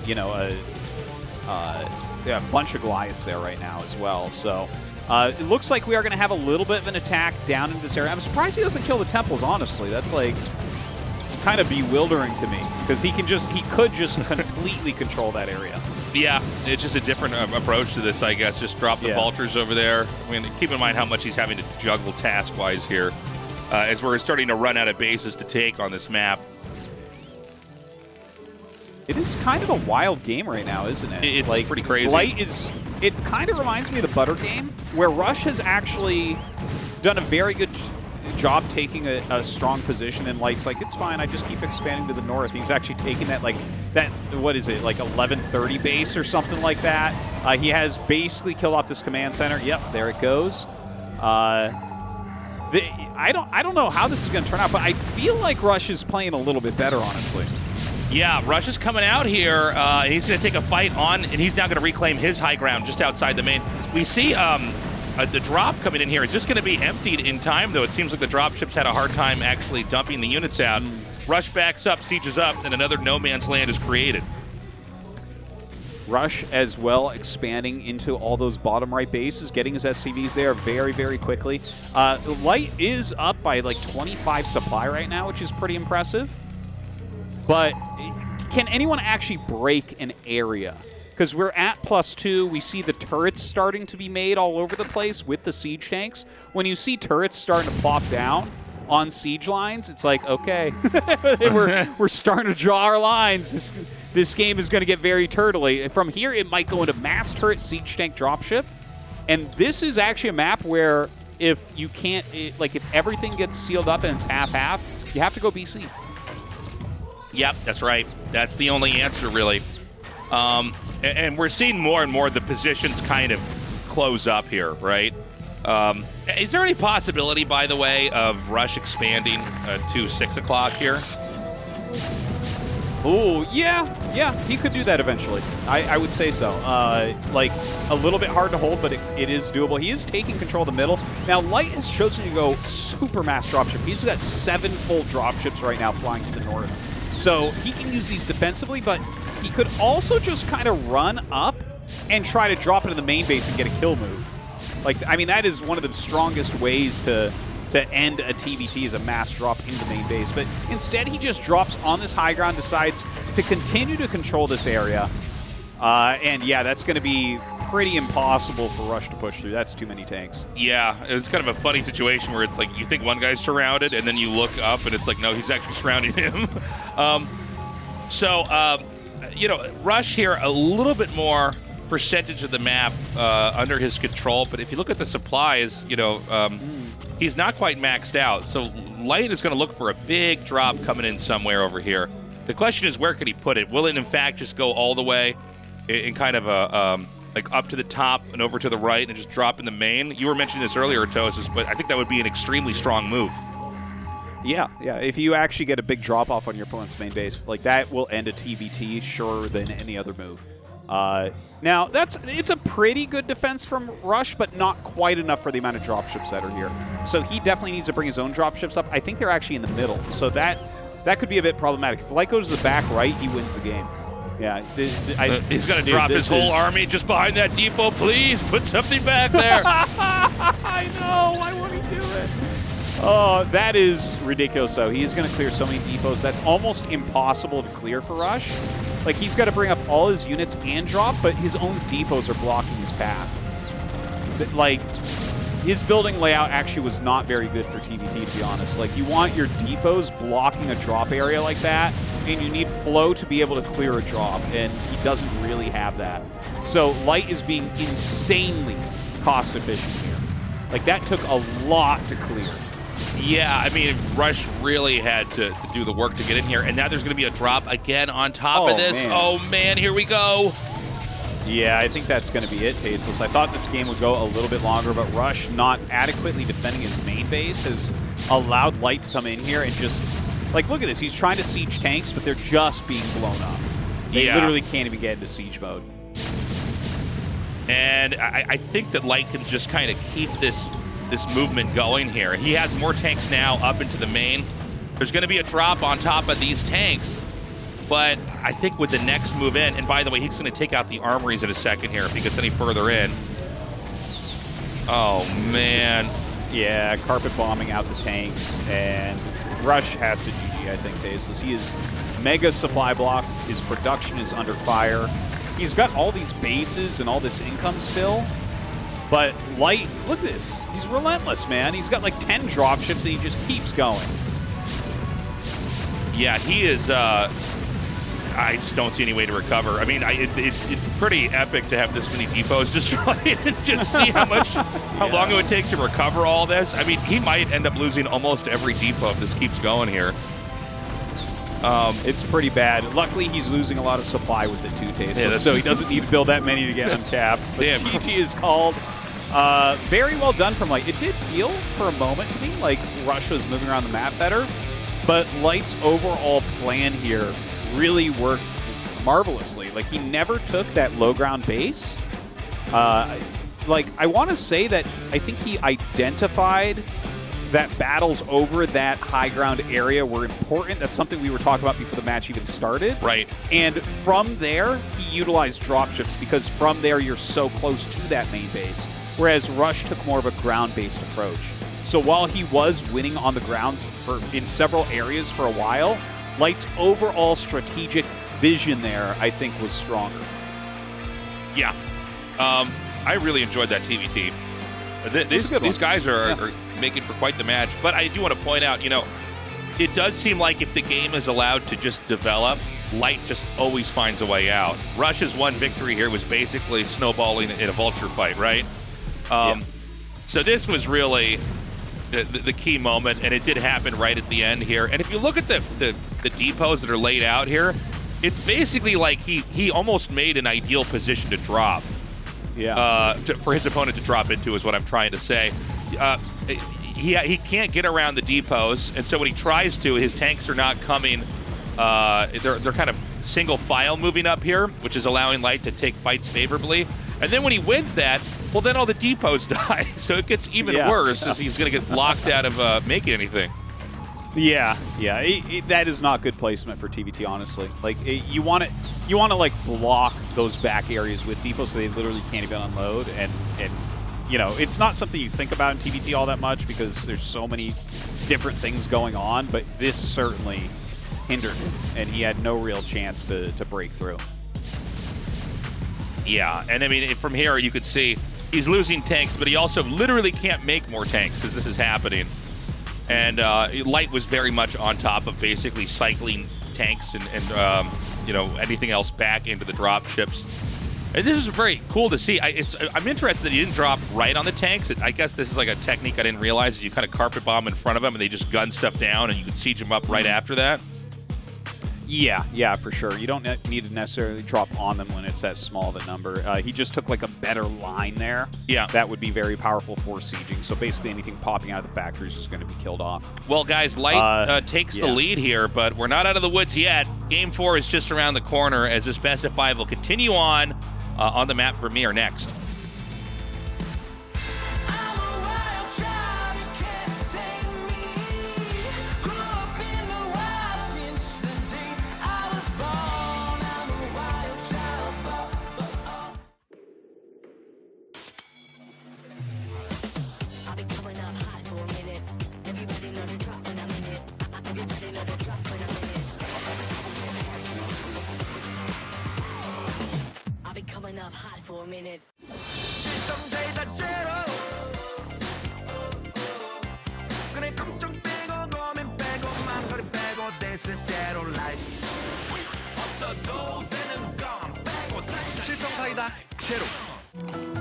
아침은 라떼, 헐리 점심은 라떼, 헐리 저녁엔 라떼, 헐리 둥글하게 달콤하게 라떼 헐리 달달한 충전이 필요할 땐 칸타타 라떼 헐리 상큼함 맥스, 칼로리 X, 맛있는 탐스 제로. 요즘 제일 탐나는 제로, 탐스 제로. 같이 떠나볼래?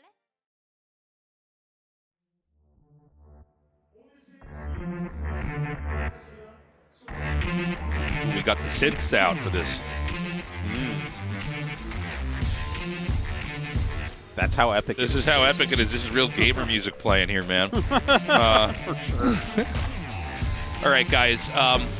we're going to go into Game 4 here. I got to say, I've had a lot of fun with these TVTs. I'm not just saying that because, like, I'm the caster. Like, it's been pretty impressive to see what Light can do. It does seem like Rush can hang. He can go toe-to-toe, but the further along we get in the game, the more likely it seems that Rush has kind of solved the matchup. Light. I'm sorry, yes, Light. I don't know what happened there. Sorry, guys. Rush wishes he had. Brain fart. But yeah, I think overall, Light just is seamlessly doing the right overall strategic vision. The next map is Vermeer. This is a big one. A lot of army movement is required on this map.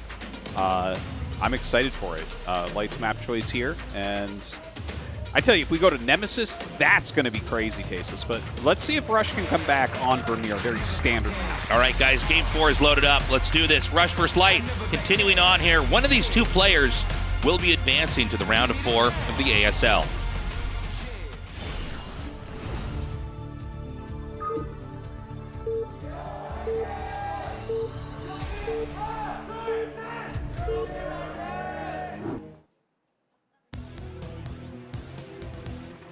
So we have Light in the top left. And in the bottom left, we have Rush.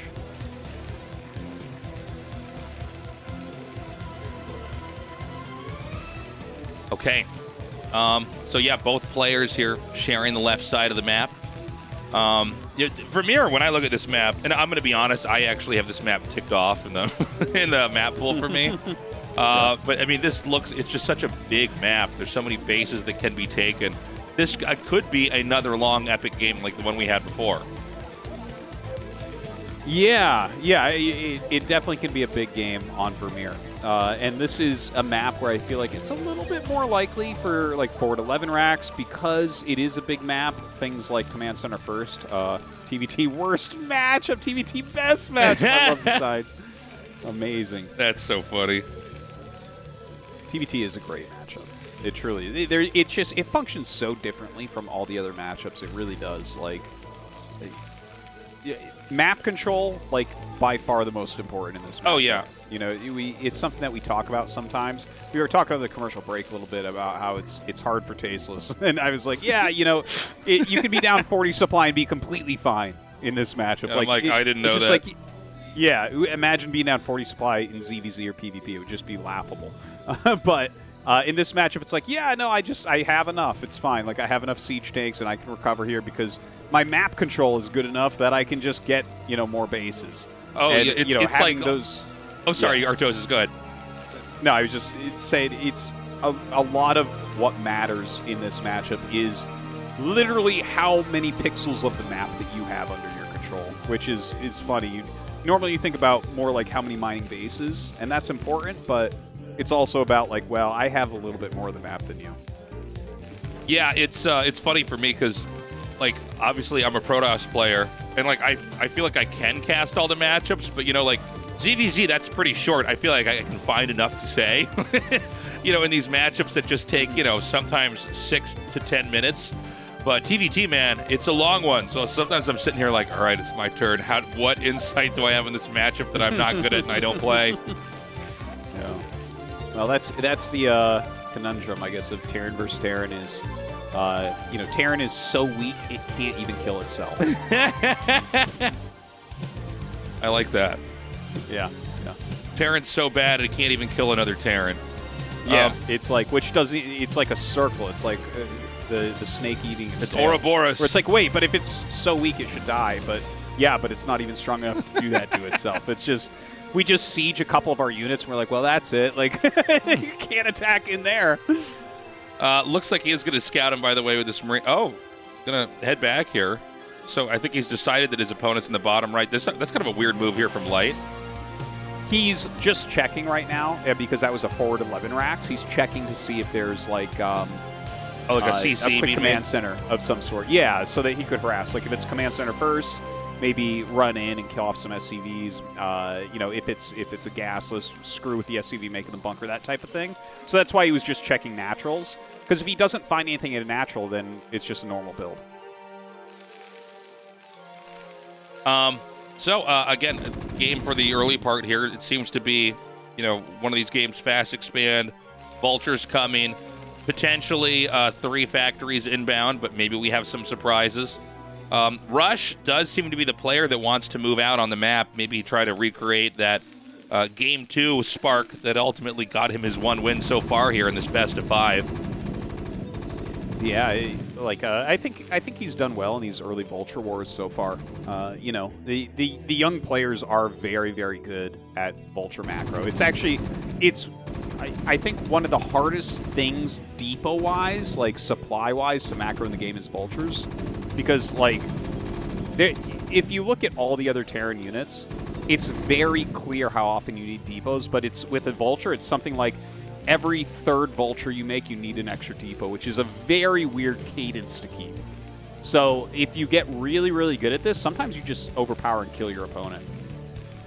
Yeah, well, Rush is coming up now.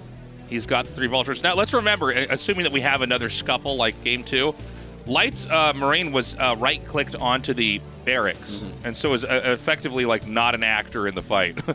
All right, and also Light was late to pull SCVs to repair here.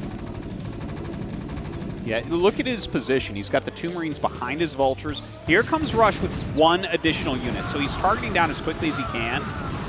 2 more Vultures come down, so he's just going to be completely safe. I'm actually like a little bit surprised the way that Rush decided to do that, because the Marines actually have a very high DPS and die like 4 times quicker than a Vulture does. So I'm surprised he didn't just pick those off real quick at the beginning. But he did have 4 Vultures, so that 2 shots of Vulture, so he was just like, all right, kill Vulture, kill Vulture. And at the end of the day, I mean, a reasonably even exchange, I would say. But no Marines left over for Rush, so Light's Barracks gets to dominate. That's a good point, Artosis. Yeah, it can just roam through here uncontested, and you know, this actually matters a lot. I think it's easy for people to dismiss, you know, just the building floating there, but just seeing what they're doing, it allows you to make your own plans. Light maybe gathering up again here. Yeah, I believe he's up like 1 volt, and look, he does the same barracks placement that was done to him. Oops. Yeah. Why did that Vulture go in there? I think he has all of his Vultures, or he for a little bit had his factories rallied right there so that he could actually go in, and he just dropped your Vulture and has to abandon this. Yeah, I think you're right about that. So, you know, just sitting in a straight line here, Rushes, and then Light takes that little high ground hill, and, you know, they're just making it so that their opponents can't run in and kill them at any moment, right? Like, if a Rush attack moves up that ramp, he's in so much trouble. Of course, he knows that, so it's unlikely he'll do that. In fact, he makes a line at the bottom of it to catch Vultures coming down. Okay, so in this moment, Light just in a much more comfortable spot here. Again, the barracks still free to roam, free to check for armories, other factories, command centers, anything he can see. And Rush is going to go around. This is interesting. Oh, he's actually got a few more Vultures right here. Okay, Light does bring up the rest of his Vultures now, so now I believe he's up by like 1 Vulture right there. Also, we're closer to his rallies. And yeah, Light should be able to push this back. Do you want to target moments no, like this? No, just barely not. If you can, yes. Like, we saw there the bottom group of Vultures were actually way outnumbered. Yeah, it was weird with the targeting and everything. And Light now is actually frantically going for a bunker. He does have a siege tank coming out. Oh my god. Oh, one gets in there. Both Marines. Wait, did one get in? Yeah, one got in. Oh, okay. I was like, damn, that's the most painful thing. Your bunker finishes and you lose the Marines. But yeah, now that he has the bunker up, he's completely safe. He can't die. He didn't lose SCVs. He did go down in Vulture slightly. I thought he was actually going to just barely push Rush back, but I guess Rush did a bit better there, Vulture macro-wise. But yeah, Rush took control of the early game here. And now we got to wait. I mean, basically Rush has boxed in Light. Now, that's not the same as like the contains we talk about in other games. This is just spider mines out here. It looks like he might just try to clean this without detection. This is why you want to cluster spider mines together in this matchup specifically. If he tries that, he's gonna eat a mine. Oh, for sure. Like too many, I think. Yeah, it's a good cluster. Basically, when the mine pops up, it can be shot down and killed. Like whether it's, you know, tanks or Marines or sometimes if you get a really good setup, a DT can actually swipe it as it pops up, which is hilarious. Yeah. But this is a lot together, so he's got to be careful. Yeah. Well, the thing is, he knows that this is critical to get this area clean. If you get a containment right there on him, the game is going to end. Right. So Light pushes out. I heard siege mode. He's setting up. He is building his third command center in his main base to float down. I'm sure he has comsats on the way. And it's important for him to make lanes now. Okay, this is kind of the important thing. When you're in this position, your opponent has more mines on the map and more vultures on the map. A position, Tastosis, I have to tell you, I know intimately. Is my opponent having more vultures than me. But what you have to do is set up your tanks and vultures so that you have lanes. You have ways that you can travel around, and you're not completely contained. You need some way to wiggle around and do things on the map. But Rush has a great setup here. He snipes one of the tanks. Look at this. He's so up in Light's face. Yeah, Rush really playing a super aggressive early game here. I think he's basically trying to not let Light get the freedom that he's gotten in some of these longer games. And so far, I mean, so good. He's done a pretty impressive job here of basically controlling this. And that one barracks, by the way, doing such a great job. It's crazy. Like, just keeping an eye on where every unit is. Well, Light does need to get another base up here. I mean, it's, obvious in StarCraft, you always need to keep up with bases, but I mean, this third base has been up for a while. Rush is really, getting all the advantages in the world the longer this goes on. It looks like the CC is either, I think it's been landed over at the third now for Light. Okay. And behind this, Rush is quietly going for Wraiths. Yeah. It's a pretty common tactic at really high levels to just pop out a few Wraiths and make your opponent's position a little bit harder, especially when you have a good dug-in position like this. Like, look at Rush right now, right? Like, he's got a good siege line. He's got map control still. He's got a good amount of mines there as well. So he can kind of afford to throw out a few Wraiths here and maybe force additional Goliaths or something like that out of Light. More tanks are coming out, continuing to try to build pressure up here. Seems at this point in time, Light's basically freed himself up. There's definitely a more forward position here for Rush, but it's not that bad. But let's see what happens when the Wraiths come out, and if he's going to have the adequate defense to hold this here. Well, the Wraiths coming up with only one Goliath. It is going to be a little bit annoying to deal with that at first. Of course, he can pop out some more. He's going to have to run that Goliath over there immediately. He's going to lose this one tank. Like, this is some nice play from Rush, man. Look at him maneuver. But Light will come up here and stop these siege tanks from going any further. Okay, so this is a problem, man. These Wraiths up here, he's got to try to drive them away. But he might try to look for other opportunities elsewhere. And this one Wraith over here would be a big snipe if he can get it. Does not get it, but instead is going to focus down on the barracks, which has to be remade. Man, I tell you, Rush is just putting out some really high-quality TBT. And with these Wraiths, he's just caused more and more problems for Light. Light is taking an additional base up at 12 o'clock. That's very, very important. He's actually the first one taking the fourth base. Rush just starts his now, but Rush has more control of the map, so I do still like his position here. Yeah, he's going to come up now, and this is going to be a key moment here. No tanks on the high ground. All the tanks here for Light over on the left side. A big surround here with these vultures, drawing away some of that tank fire. Rush's Wraiths trying to shoot down these tanks as best they can, and it does seem a little bit like Rush overextended.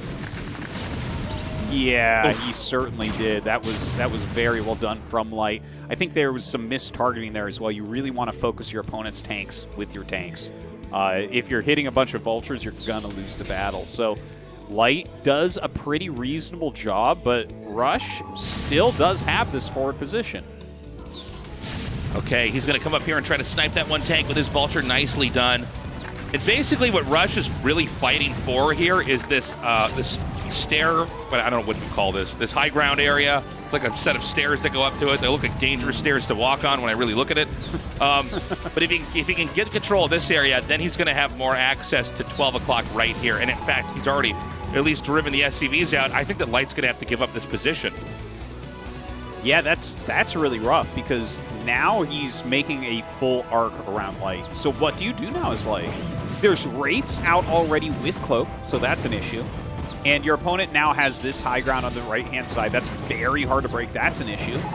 It looks like he's going Wraiths himself, but when you're going Wraiths, from a point of containment, that's not very strong. Like, you want to go Wraiths in the position that Rush is in, where you have the containment up. If you go and you're in containment, then your opponent can just kind of be like, yeah, okay, I make a few Goliaths. Now what are you going to do? And you're like, well, I'm not going to break anything, unfortunately, because I spent so much money on this. So I am really liking Rush's position now that I see what Light has decided to do from here. Yeah, I like the point that you make with the Wraiths and what happens if you're contained, because Wraiths allow you to occasionally snowball certain fights, harass, pick off drop ships. You might spot new expansions with them, but they don't address the major underlying theme of Terran vs. Terran, which is these contains we see set up, these no man's lands, I can't talk, that are set up here, and how to break free from them. Yeah, he's going 3-port Wraith, right? So he's really all in on this working. And, I mean, maybe it will, but if you realize that this is happening as Rush, and you just put a bunch of ranged Goliaths out, and by the way, Rush has +2 on his tanks, which Light does not have. There's, like, a lot wrong with this position right now for the favorite of this match. Yeah, I do feel like we're probably going to have a Rush win here. He's going to have more reinforcements come up. The Wraiths are continuing to come out. They're slowly chipping away at these tanks. Yeah, see the one Goliath comes out, so he's like, damn. Okay, well, go somewhere else with these. I guess I have to fight somewhere else. One Goliath is here, and he will. He'll go look over here and try to take a fight here. And you can see Light's just itching to try to break free and attack in somewhere, but slowly but surely, Rush is basically reinforcing any weak positions and driving these Wraiths back out like we see right here. Okay, he does run away from that Goliath for a moment, then runs back in. Light just has to bust somewhere. Wherever he wants to go, he just needs to do it. Now, he is going to go to the right side. The right side is the weakest at the moment, but now Rush immediately runs up. A ton of Vultures here, but the siege tank count from Light is serious. Oh my god. Yeah, this is a lot of tanks, man. And he does actually get control of this high ground. Those tanks are going to be gone. But is it too late? I mean, that's really the question here. Rush is already on a 4th base and has a 4th gas. We have some Vultures. Baseless. He has a 5th base now. Oh, I'm sorry. You're good correction. I missed that one that was just above his main. So he's on so much here, and he's mined for so long here. And Light, he's not really contained anymore, but, has Rush become too big in this whole process? Well, Light's Wraiths are actually doing much more than they should. If Rush loses this, he's really going to be kicking himself because he keeps on sending up, like, one Goliath. And we joke about how weak Wraiths are, but, like, you can't just keep sending one, He's actually getting a lot of value with the Wraiths, whereas if you make, like, just make one round of Goliaths, right? Make 4 or 5 Goliaths, and then suddenly the Wraiths, you just put 2 Goliaths over here, 2 Goliaths over there, and suddenly, you need 12 Wraiths to deal with anything, and it becomes too much. So, suddenly, Light is kind of catching up in supply. He's making more command centers, floating around, spreading his tanks out across the map.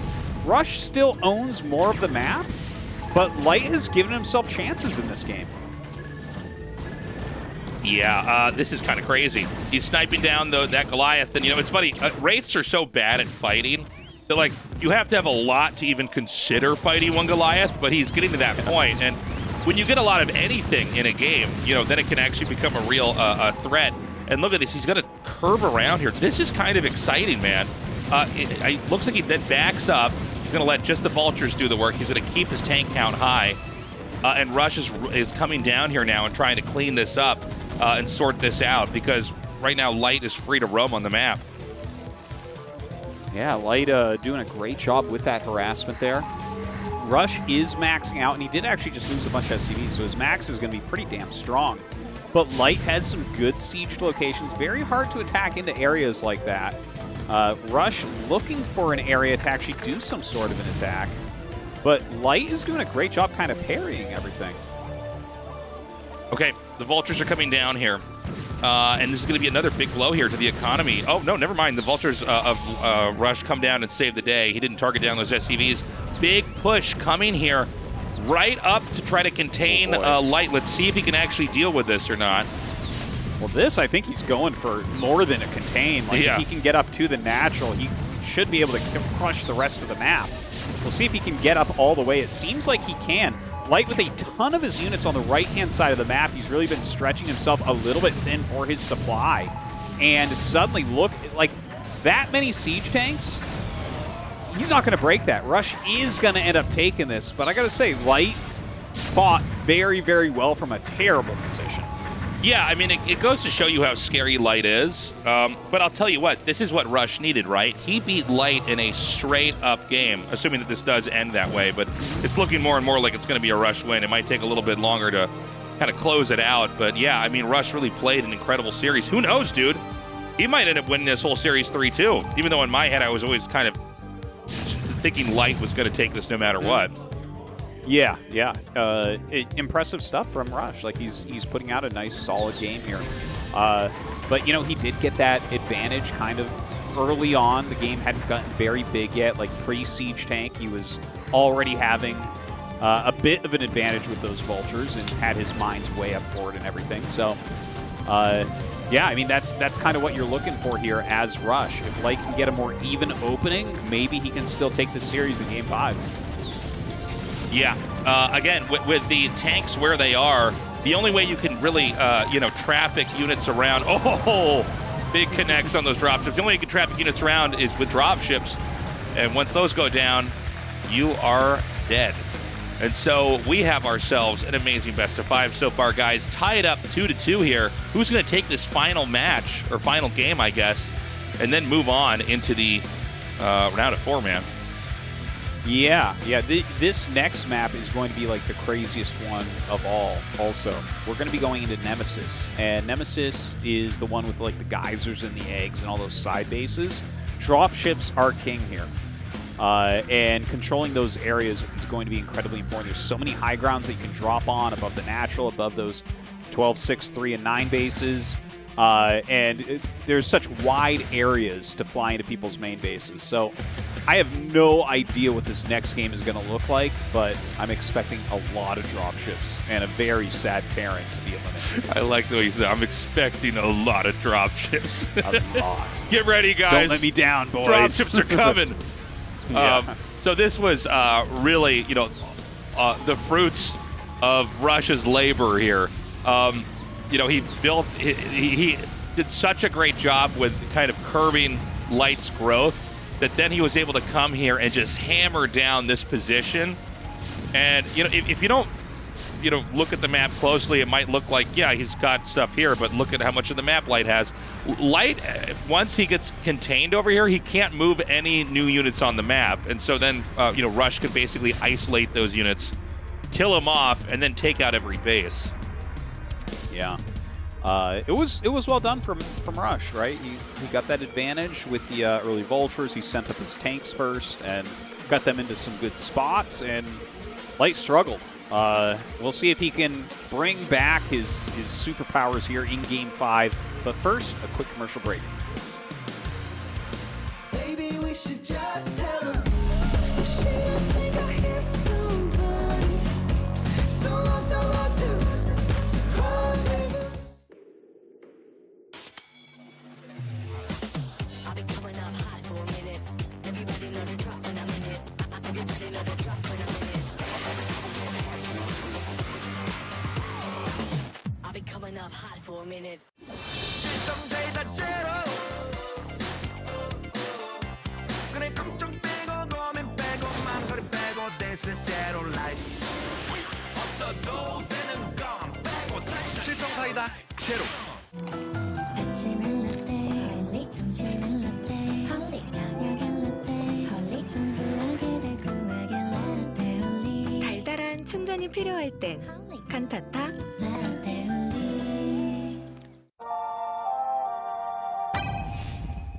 상큼함 맥스, 칼로리 X, 맛있는 탕스 제로. 요즘 제일 탐나는 제로 탕스 제로. 같이 떠나볼래?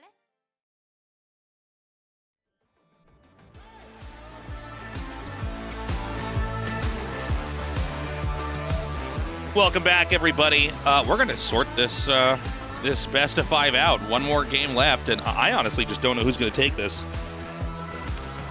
Yeah, it's actually, Rush is fighting really, really well.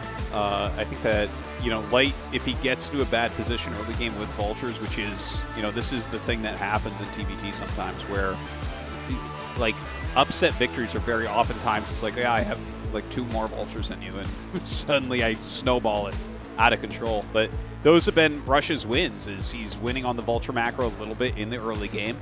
I think it's time for Light to look at that and say, okay, maybe it's not vulture time anymore. But honestly, the next map, Nemesis, vultures don't mean as much because there's no expansions out in the map.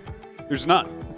Yeah. All the expansions are on the side of the map, like behind walls and stuff. So while it's still powerful to have that middle ground because you can travel more quickly from area to area and maybe open up eggs to enter the sides of the map, it's not nearly as important as the other maps. This is going to be an interesting one. Yeah, I like what you said, Artosis. I mean, this map is so different. It's going to kind of be its own game, right? So let's see what happens. Light versus Rush. Rush, by the way, proving that he can really hang in a macro game, in a contained game on Vermeer. So expect anything, guys. But again, if Light falls here, that's probably the big upset of the round of 8, right? The fact that he would no longer be in the ASL finals, and he's kind of our de facto #1 player here with Flash out of the picture. For sure. He won last season. He's still looking great, but Rush is giving him a run for his money. So we're going to see who is prepped better here for Nemesis. I think, yeah, this is, I think it might just come down to who has a better opener, to be honest.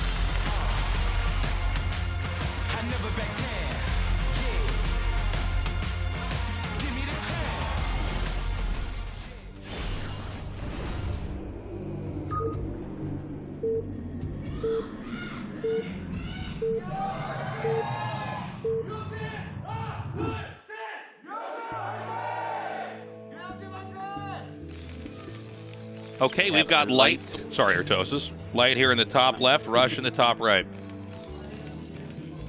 All right. So they do share that 12 o'clock area. Definitely important to think about that.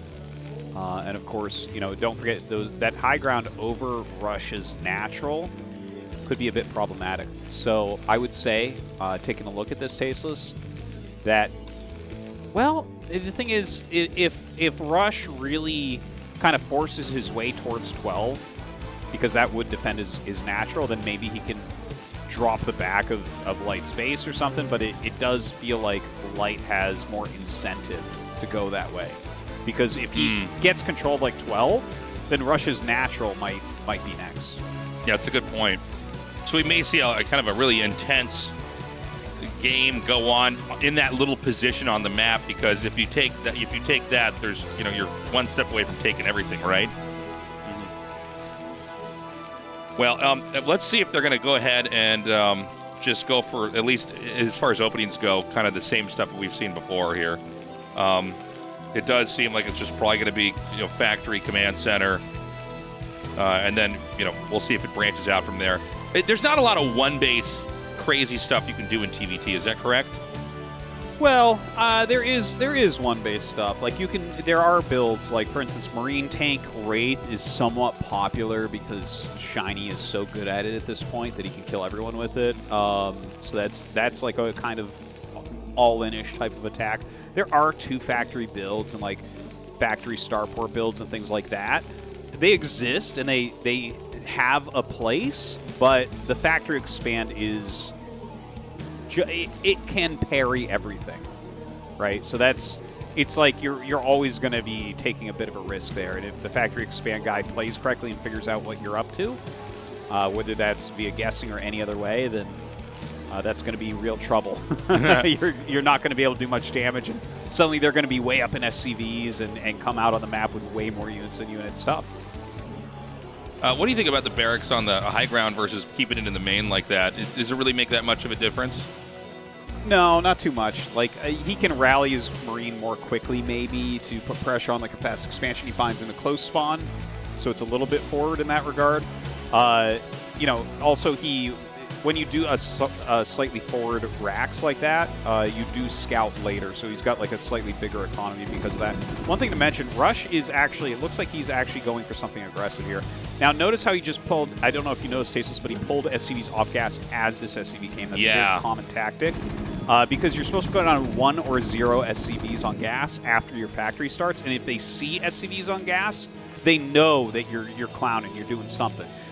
So he didn't get to see that, but he did see that the factory was a little bit quicker than what we normally see. So that was like an 11 gas. So he knows that like Rush is up to something, but you can expand off of a quicker factory too. This is very cool to see. So we're going to have the 2 factory coming out here. Now, I could tell you that 2 factory with Marines is one of the scarier things that Protoss can deal with because of just how much stuff you can get out here.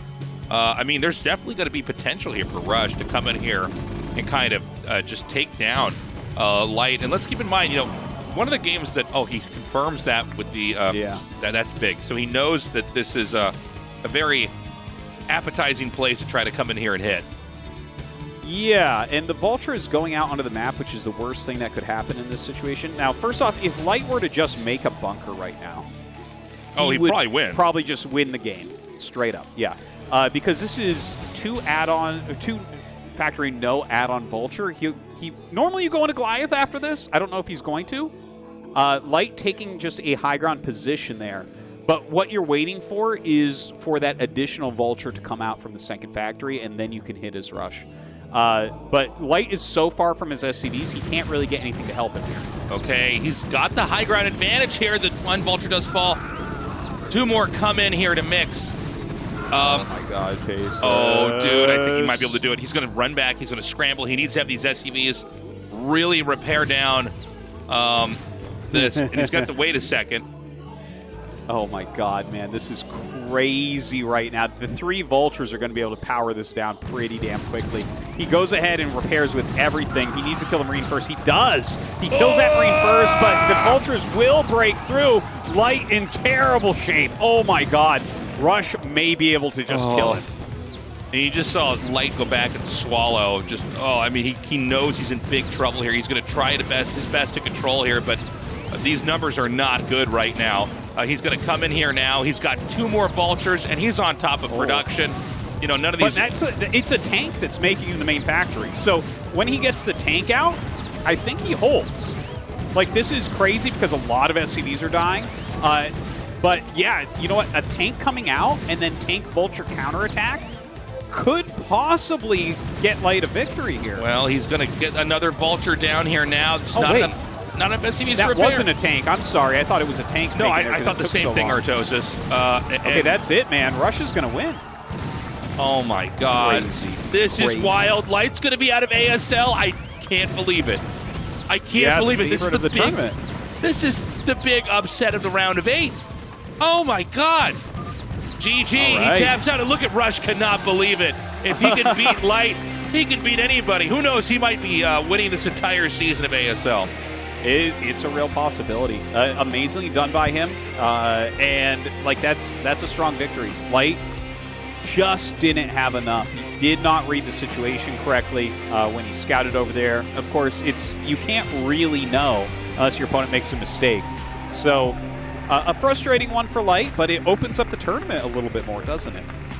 Yeah, well, this tournament's got a lot more interesting, man.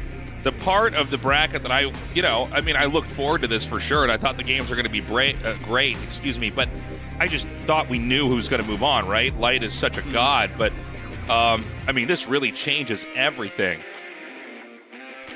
Yeah.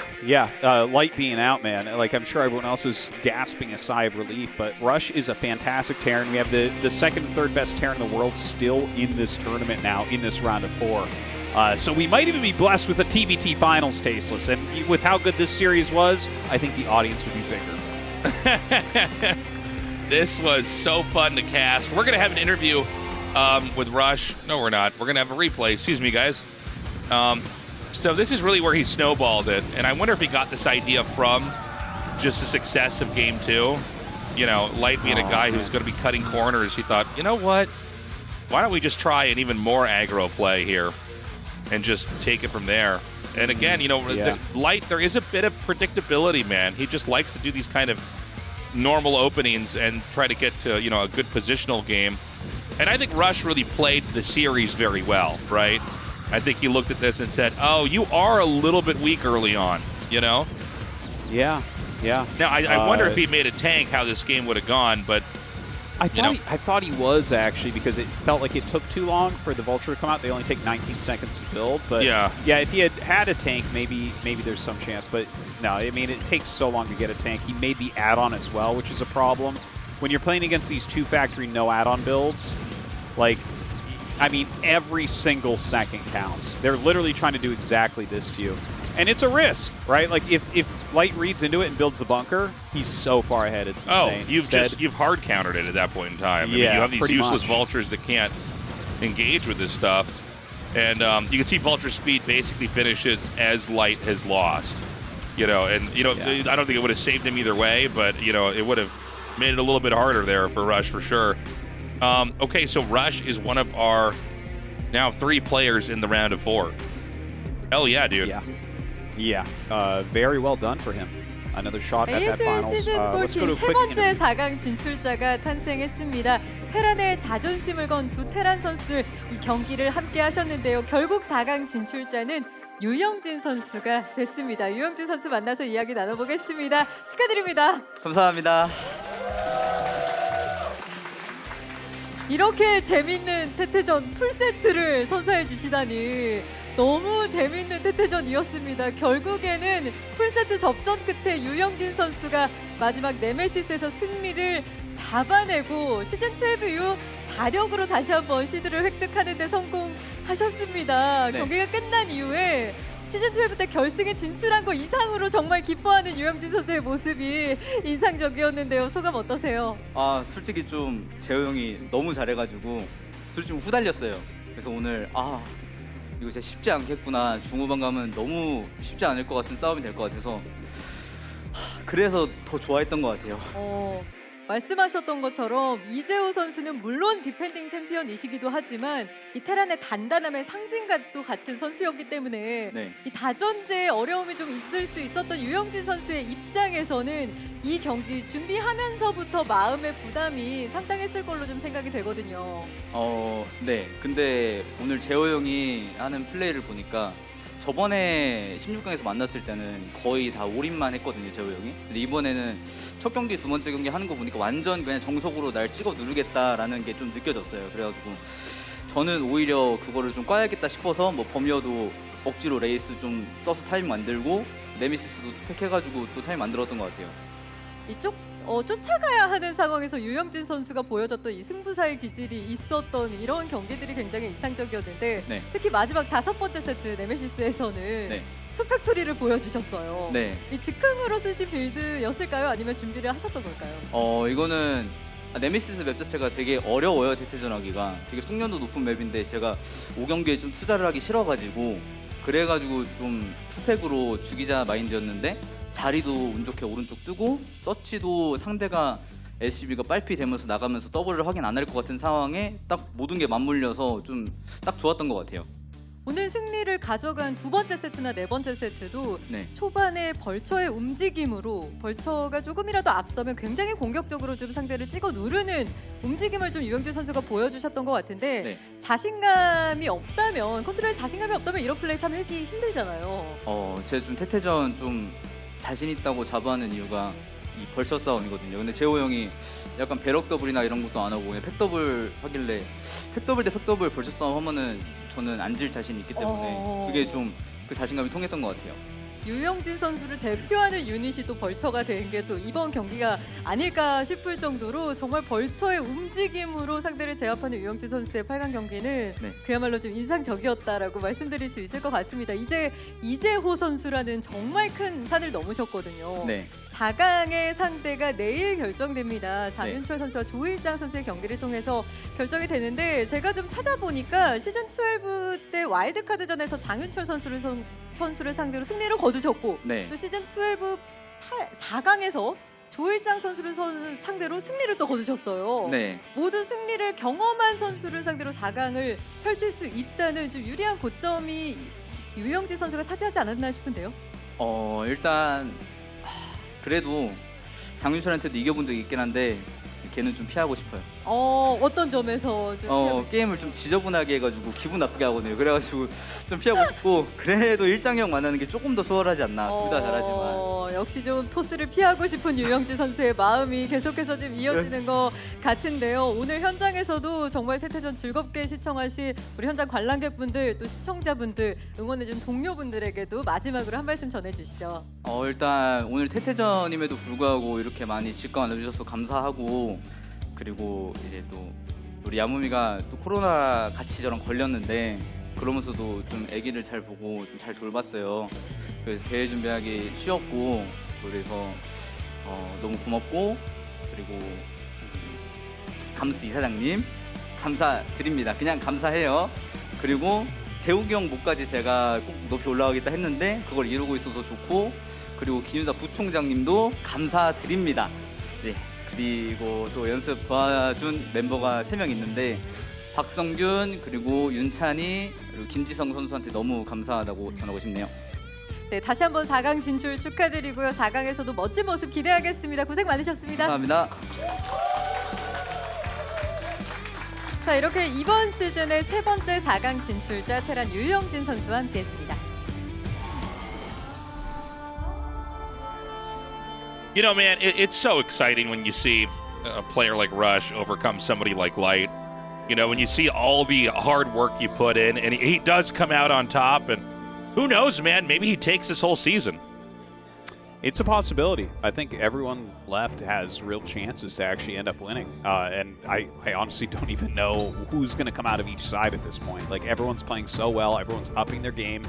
You know, StarCraft 1 is doing fantastically in Korea. And everyone's super active, and you can see that reflected in the changing of the standings. Yeah, for sure. I mean, we have a lot of people active now. A lot of new young players showing up. And, you know, that is ultimately what makes the game good. I mean, the game is designed so well, right? And there's so many secrets hidden inside of it. But you need people that are really pouring their hearts into the game, mastering it, in order to produce games that were great, like the ones we had today. That's right. Now we have 3 of our round of 4. 2 Terrans and a Zerg. No Protoss as of yet. The last Protoss hope in Snow. Can he overcome Hero, who's just in ridiculously good shape, and go to that next round? I don't know. What do you think, Tasteless? Who's going to take that one? It's always hard for me to imagine any Protoss beating Hero, to be honest. Yeah. Like, when I watch him play, I'm like, man, he's just so good. You know? Yeah. Like, he kind of exhibits everything. He knows how to take advantage of everything that I think is difficult in the matchup for the Protoss. Does that make sense?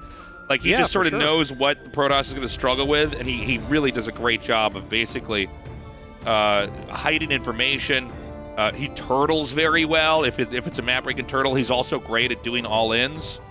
You know, he's fine switching tech. It's tough, but I do think Snow has proven himself as a very strong Protoss player who basically, I mean, he plays not cheesy at all. He really just is kind of like one of these Protosses that just does a +1 attack, +2 armor push.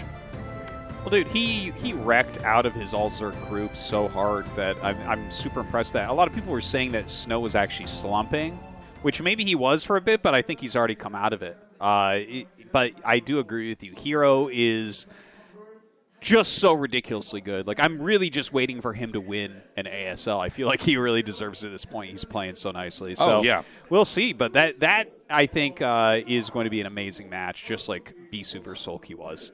Guys, thank you so much for watching us today. A lot of fun games here for this TVT. We're going to be back with the next round of 8 as soon as possible, so be ready for that. That should be dropping into YouTube right away. We love you guys. Take care, and we will see you for the final day of the round of 8. Bye-bye.